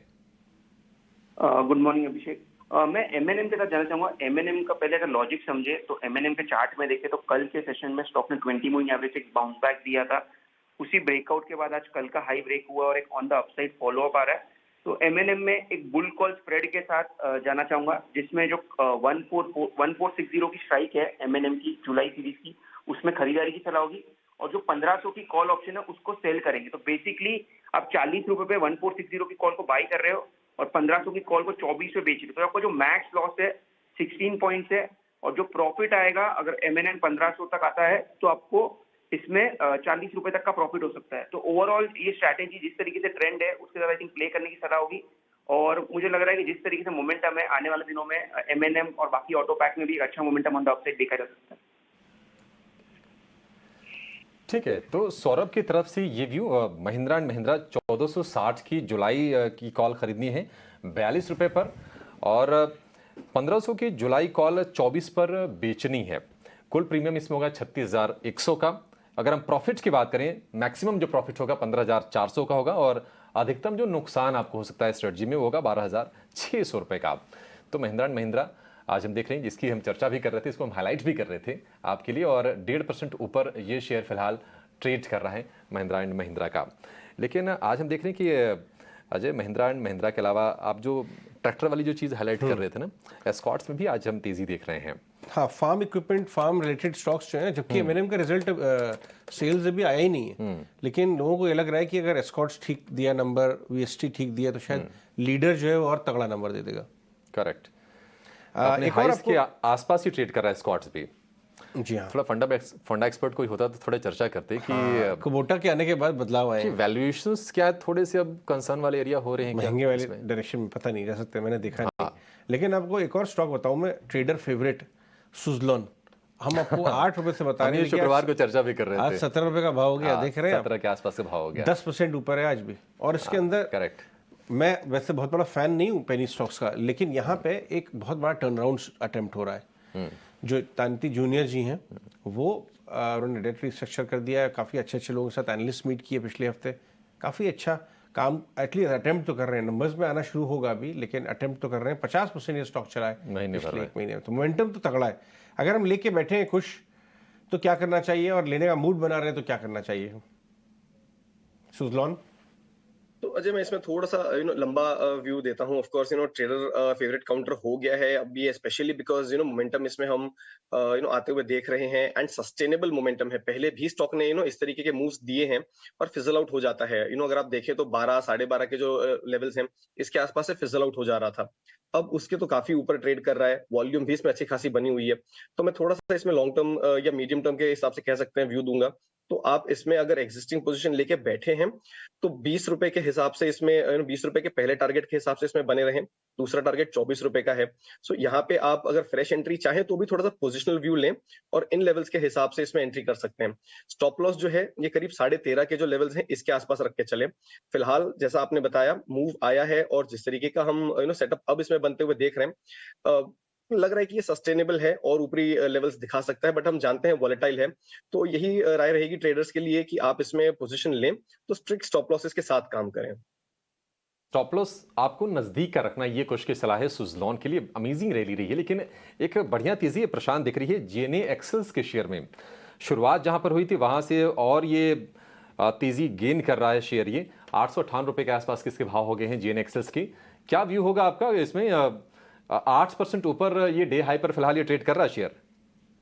जी, इमोशनल गैप अप है, तो मैं अभी इसको चेस नहीं करूंगा, बट जिनके पास पोजीशन हो और अभी 860 का लेवल ऑलमोस्ट स्पॉट में है, आप मेरे हिसाब से 840 का ट्रेलिंग स्टॉप लॉस रख के बने रहो। बट फ्रेश रेकमेंड मैं इस लेवल पे नहीं करूंगा। अगर डिप मिल जाए तो फिर बेटर होगा। एक अच्छा ब्रेकआउट आया, बट गैप अप को चेस में नहीं करता हूं, तो मेरे पैटर्न से ये सूट नहीं कर रहा। नेक्स्ट एक्सेल्स को लेकर ये व्यू, लेकिन आप बढ़िया तेजी, क्योंकि 1 जुलाई से मर्जर प्रभावी हो गया एचडीएफसी बैंक का एचडीएफसी लिमिटेड में। एचडीएफसी लिमिटेड का बैंक में मर्जर हो जाएगा। और जो कमेंट्स आए हैं मैनेजमेंट की तरफ से कि हर 4 साल में हमारा जो पोटेंशियल, हमारी जो क्षमता है कि हम एचडीएफसी बैंक के बराबर की एक कंपनी खड़ी कर सकते हैं। Shashidhar Jagdishan MD and CEO, उनका ये स्टेटमेंट आया है और बहुत पॉजिटिव कमेंट्री रही है निश्चित तौर पर। और यहाँ से तेजी हम देख रहे हैं शेयर में 52 हफ्ते की ऊंचाई पर ट्रेड कर रहा है। 1738 रुपये का आज इसने हाई बनाया है एचडीएफसी बैंक ने। और एचडीएफसी लिमिटेड बिल्कुल सेम पैटर्न, जब तक ये मर्ज होकर एचडीएफसी लिमिटेड हट नहीं जाता, चाल यही रहने वाली है और हमने ये देखी भी है। इस पर जरा आप कुछ व्यू दीजिए। एचडीएफसी बैंक फंडामेंटली कोई सवाल नहीं है, वैल्यूएशंस को लेकर कोई दिक्कत नहीं है, ग्रोथ मैनेजमेंट ने बता दी है कि ग्रोथ हमारी अमेजिंग रहने वाली है। आप ये बताइए कि इसका नया लक्ष्य आप क्या देंगे? क्या आपको लग रहा है कि अगर हम मान लीजिए महीने भर का आपसे पूछें तो क्या 2000 रुपए की तरफ बढ़ता हुआ आपको शेयर दिख रहा है? जुलाई सीरीज की बता दीजिए आप मुझे। सो अभिषेक देखिए काउंटर बड़ा है, इट्स अ बिग बेहिमथ नाउ, और अब और भी बड़ा होने जा रहा है। तो इतनी शार्प, इतनी बड़ी अप मूव शायद आपको एक महीने में ना देखने मिले, बट 1850 के जो लेवल्स हैं इनके लिए मैं डेफिनेटली प्ले करूंगा। देखिए 2000 का लक्ष्य इसमें आएगा, इसमें मुझे कोई दो राय नहीं है, बट समय थोड़ा सा लग सकता है, बिकॉज अब इसमें जो एक स्पर्ट आना था, इस मर्जर का जो हैंगओवर था उसके चलते जो सारा एक ब्लॉक कह सकते हैं था, वो 1650 के लेवल्स के आसपास से हटा है। स्टॉक ऑलरेडी एक अच्छे खासे अप ट्रेंड में है, तो 1850 के पहले टारगेट से के लिए मैं प्ले करूंगा। 2000 के लक्ष्य भी आएंगे, बट मेरे हिसाब से इसमें समय थोड़ा सा ज्यादा लग सकता है। बट ऑल इन ऑल मुझे इसमें लग रहा है कि बुलिशनेस जो है इतने बड़े अपमूव के बाद भी जो हमने पिछले हफ्ते भर में देखी है बनी रहेगी। यहाँ पे मेरी प्रॉफिट बुक करने की बिल्कुल सलाह नहीं रहेगी, क्योंकि इस न्यूज के चलते ही स्टॉक में हम एक रेंज में मूव देख रहे थे। जब हायर लेवल्स पे जा रहा था तो सेलिंग प्रेशर की वजह से स्टॉक साइडवेज हो जा रहा था, या प्रॉफिट बुकिंग बहुत अग्रेसिव देखने मिल रही थी। अब सब कुछ क्लियर हुआ है मेरे हिसाब से। This stock has a lot of catching up to do. Existing position हो तो इसको ट्रेलिंग स्टॉप लॉस के साथ आप बिल्कुल राइड करते चले, प्रॉफिट बुकिंग करने की जल्दबाजी ना करें। 1715 ये मेरा स्टॉप लॉस होगा। अब अगर कोई फ्रेश पोजीशन भी लेना चाहे तो उसी स्टॉप लॉस के साथ लें। टारगेट्स आपके लिए वही 1775 और 1800 के जो है ये रहेंगे। सो ऑल इन ऑल, और 1800 के टारगेट्स कुश की तरफ से एचडीएफसी बैंक आपको प्रॉफिट टेकिंग की कोई सलाह नहीं है। लेकिन आज के लिए आज का दिन बड़ा ही खास है, क्योंकि एसजीएक्स निफ्टी की घर वापसी हो गई और नाम बदल के हो गया है गिफ्ट निफ्टी, और इसका लॉन्च हुआ है अहमदाबाद में। और लॉन्च के मौके पर एनएससी के एमडी एंड सीईओ ने हमसे खास बातचीत की, आशीष चौहान ने। आइए सुनते हैं कि उन्होंने कहा क्या, क्यों क्रूशियल है ये लॉन्च। एसजीएक्स निफ्टी अब गिफ्ट निफ्टी हो चुका है, और इस पूरी कहानी में जहां जो भी किरदारों ने मेहनत की वो हमारे साथ हैं, पूरा मैनेजमेंट है। आशीष चौहान जी, सबसे पहले तो आपको बहुत बहुत बधाई। ये पूरा जो सिंगापुर से अब यहाँ पे गांधीनगर में शिफ्ट हो गया है बेस, इससे क्या फर्क पड़ेगा? और दूसरा एक सवाल जो रिटेल निवेशकों के मन में है कि क्या वो भी इसका बेनिफिट ले सकते हैं या नहीं? धन्यवाद। आई थिंक आज जो बहुत अच्छा दिन है गुरु पूर्णिमा का, उसके लिए भी सभी भारतीयों को बधाई और शुभेच्छा। और आज गुरु पूर्णिमा के दिन ही सिंगापुर में जो निफ्टी ट्रेड होता था सुबह 6:30 बजे से लेकर, वो आज से अब गांधीनगर गिफ्ट सिटी जो IFSC international finance service centre है, वहां पर NSE IX नाम की एक नई एक्सचेंज बनी है, उसमें ट्रेडिंग होगा। जितने भी ऑर्डर्स सिंगापुर में लोग डालते हैं, पूरे वर्ल्ड से सिंगापुर में ऑर्डर डालते हैं, वो सब ऑर्डर अब गांधीनगर गिफ्ट सिटी में आते हैं। NSE की जो नई संस्था है NSE IX, और वहां पे मैचिंग होता है। उसमें जो लोकल ब्रोकर्स हैं, NSE IX के खुद के करीब 60 ब्रोकर हैं, वो लोग भी ऑर्डर्स डालते रहते हैं, तो उन सभी का मैचिंग होता है। तो वो एक बहुत महत्वपूर्ण घटना आज घटी है कि जो हम पिछले 10 साल से सोच रहे थे, 5 साल से मेहनत कर रहे थे, आज वो हुआ है। और उससे जो रिटेल निवेशक है, स्वाभाविक है कि हम पहले सिंगापुर निफ्टी को देखा करते थे सुबह उठ करके टेलीविजन वगैरह पे और अपने मोबाइल पे, आज अब गिफ्ट निफ्टी देखा करेंगे। लेकिन जो रिटेल निवेशक है ये डोमेस्टिक एरिया में, वो ये इंटरनेशनल फाइनेंस सर्विसेज जो एरिया है उसमें आने के लिए उसको LRS के द्वारा आना पड़ेगा, लिबरलाइज्ड रेमिटेंस स्कीम में। हर एक व्यक्ति को करीब $2.5 लाख पर ईयर अलाउड है, लेकिन वो निवेश के लिए ही यूज कर सकते हैं। जो डेरिवेटिव्स है स्पेक्युलेटिव माना जाता है, तो उसके लिए वो यूज नहीं कर सकते हैं। और इसलिए हमने नई प्रोडक्ट्स भी बनाई हैं, जिसमें डिपॉजिटरी रिसीट जो अमेरिकन कंपनियों का, माइक्रोसॉफ्ट, गूगल वगैरह के अंदर आपको निवेश करना है, तो आपको घर बैठे गिफ्ट सिटी में गुजरात के अंदर आप डॉलर ट्रेड निवेश करके आप उसमें अपना डिपॉजिटरी रिसीट ले सकते हैं। और मुझे लग रहा है कि धीरे धीरे करके यहाँ पर और ज़्यादा प्रोडक्ट्स आएगी। जैसे हमारी इच्छा है कि गोल्ड, सिल्वर, फॉरेन करेंसीज और इंटरेस्ट रेट फ्यूचर्स, वैसी कई चीज़ यहाँ पर हमें लाने की संभावना है। तो आगे जाके जो हांगकांग के लिए, चाइना के लिए हांगकांग ने जो भूमिका अदा की थी चाइना के ग्रोथ में, वैसी भूमिका गिफ्ट IFSC और NSE IX भारत के लिए अदा करेगा। ऐसी मुझे लग रहा है कि ऐसा आगे जाकर के होने वाला है। क्या हम समझ सकते हैं कि अभी तक ये गिफ्ट निफ्टी लॉन्च हो गया है, अब ट्रेडिंग आवर्स भी बढ़ने वाले हैं, ये प्रीकर्सर है? जैसे गिफ्ट निफ्टी के तो ट्रेडिंग आवर्स आपको पता है करीब 22 घंटा चलेंगे, सुबह 6:30 बजे से लेकर के अगले दिन करीब करीब 3 या 3:45 बजे तक चलेंगे। तो स्वाभाविक है कि ये तो ट्रेडिंग आवर्स बढ़ ही चुके हैं और जो भारत के अंदर जो ट्रेडिंग के अवधि बढ़ाने की बात है उसके लिए हमने ब्रोकर्स का एक वर्किंग ग्रुप गठित किया हुआ है और वो डिसाइड कर रहे हैं कि क्या लॉन्गर ट्रेडिंग आवर्स में जाना चाहिए, सिर्फ इक्विटीज एंड डेरिवेटिव्स जाना चाहिए कि सिर्फ डेरिवेटिव्स जाना चाहिए, कब नॉर्मल मार्केट खत्म होना चाहिए, कब नया सेशन शुरू होना चाहिए, कौन सी प्रोडक्ट्स कौन से स्टेज में डालनी है, वो सब अभी उनके ऊपर उन्होंने एक सहमति बनाई हुई है। बाकी जो वर्किंग ग्रुप की सहमति धीरे धीरे बाकी सब मेंबर से भी डिस्कस करेंगे और वो लेकर के फिर हम सभी के पास जाएंगे कि भैया हमें ये करने की इच्छा है, तो लेट अस सी कितना जल्दी हम कर पाते हैं इसको। ठीक है, ये खास बातचीत अंकुर कर रहे थे अहमदाबाद में आशीष चौहान से। बाजार तो रुकने का नाम ही नहीं ले रहा है। 19,320.25 एक बार बैंक निफ्टी को भी लेके आइए। हमारे साथ हमारे पैनलिस्ट कुश और प्रशांत जुड़े हुए हैं। कुछ मिड कैप स्टॉक्स के बारे में बात कर लेते हैं। कुछ ये Lakshmi machine works textile stock से बड़ी तेजी, टेक्सटाइल मशीन बनाती है ये और काफ़ी बड़ा नाम है टेक्सटाइल मशीनिंग में। लक्ष्मी मशीन वर्क्स में आज अच्छी तेजी देखने को मिल रही है। चार्ट्स क्या कहते हैं? ये रिटेल ये नहीं बल्कि HNI टाइप का स्टॉक है वैसे। एब्सोल्युटली बिल्कुल सही कहा आपने। This is not the stock जो इतना कॉमनली डिस्कस होता है with in the retail community, but हाँ बिल्कुल one of the old stocks और PMS कह लीजिए आप या इंस्टीट्यूशंस कह लीजिए, इनका काफी फेवरेट रहता है। अब अगर आप यहाँ पे देखें तो एक जो इसका वर्स्ट है करीब 10,000 के लेवल्स के आसपास वहां से बेस बना के खत्म होता हुआ नजर आया है इसका जो वर्स्ट है। अब स्टॉक एक अच्छे नए अप ट्रेंड में है। एक छोटा सा डिप था वो भी स्टॉक में आ गया, स्टॉक ने एक अच्छा रिबाउंड भी दिया है। मेरे हिसाब से यहाँ पे आप फ्रेश पोजीशन भी ले सकते हैं। आज ब्रेकआउट है 13,200 के जो लेवल्स थे जहां पे स्टॉक रेजिस्ट कर रहा था और एक सप्लाई जोन भी था मीडियम टर्म का, उसके ऊपर का ब्रेकआउट है।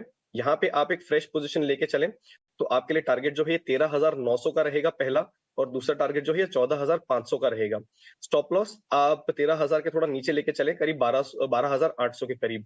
तो अभी भी यहाँ पे मुझे लग रहा है मोमेंटम है, बट जैसा है कि this is not a typical retail counter. आप यहाँ पे पोजिशनली इन लेवल्स के लिए एंट्री ले सकते हैं। ओके ठीक है, पोजीशनल लेवल आप इस स्टॉक में ज़रूर देखेंगे। ठीक है, आज दूसरे कंज्यूमर गुड स्पेस में भी कुछ स्टॉक्स IFB जैसे स्टॉक्स वहाँ पर भी अच्छी मूव है, लेकिन एल्कॉन इंजीनियरिंग वहाँ पर कैपिटल गुड्स के कुछ और नेम्स में भी अच्छी मूव दिख रही है। हेवल्स को भी हमने डिस्कस किया, एल्कॉन इंजीनियरिंग में भी आपको 3% तक की मूव दिख रही है। लक्ष्मी मशीन को तो भी डिस्कस किया ही, वहाँ 5% की मूव है। एक बार एल्कॉन इंजीनियरिंग के भी चार्ट चेक करके बताएं प्रशांत, यहाँ एंट्री लेवल कहाँ ढूंढने चाहिए? प्रशांत, एल्कॉन इंजीनियरिंग। जी बिल्कुल, तो यहाँ पे प्रियंका मुझे लग रहा है कि हम एक रेजिस्टेंस के करीब है। 610 का जो रेजिस्टेंस है वहां ये रिएक्ट कर रहा है। अभी जिनके पास पोजीशन हो वो करीबन 575 आपका स्टॉप लॉस होना चाहिए। आप फ्रेश पोजीशन भी इस लेवल से ले सकते हो। थोड़ा प्रीएम्प्ट कर रहे हैं बट आपको रिस्क पता है तो आप क्वांटिटी वो हिसाब से प्लान कर सकते हो। 575 के नीचे क्लोज हो जाए तो आप एग्जिट कर लीजिए। तब तक मुझे लगता है अगर ये इंटैक्ट रहे तो यहाँ से ये स्टॉक करीबन 640-50 के लेवल दिखा सकता है। ठीक है, 640 से 650 की रेंज एलिकॉन में देख रहे हैं प्रशांत, लेकिन कुछ आप जरा चेक कीजिए ADF फूड्स को। ये शेयर 1,000 रुपए के पार निकल गया, 12-13% की शानदार तेजी है। आशीष कचोलिया के भी होल्डिंग है इस कंपनी में। ADF फूड्स आप क्या लेवल देख रहे हैं, क्योंकि ये तो लगातार भागे जा रहा है? तो अभिषेक अगर आप इसका चार्ट देखेंगे from let's say start of April, एक बहुत ही टिपिकल सा रिपीटेटिव पैटर्न है which is very sharp up move, फिर साइडवेज हो जाता है, फिर बहुत शार्प अप मूव, फिर साइडवेज हो जा रहा है, और ये पैटर्न 4 बार रिपीट हुआ है। अब अगर मैं कहूं तो ये 5वें बार की शुरुआत लग रही है। सो यहाँ पे अब मुझे लग रहा है जो मूव है ये फिलहाल के लिए डन एंड डस्टेड है। एक्जिस्टिंग पोजीशन हो तो आप प्रॉफिट बुक भी करके चलें, not be a bad idea. अब अगर आपको ये स्टॉक 1000 के लेवल्स के आसपास मिले तब फिर से इसमें री एंट्री करिए। ये पैटर्न अगर रिपीट होगा तो आपको वहां पे एक अच्छा एंट्री पॉइंट मिलेगा, रिस्क रिवॉर्ड रेशियो फेवरेबल हो जाएगा और वहां से ये 1100-1150 के लेवल्स फिर से छू सकता है। लेकिन अभी के लिए मुझे लग रहा है इसकी जो मूव है ये फिलहाल कंप्लीट हो चुकी है। यहाँ पे आप प्रॉफिट बुक करके चलें, that perhaps be a more prudent strategy to play this. Okay ठीक है, ADF फूड्स पर कुछ का ये व्यू।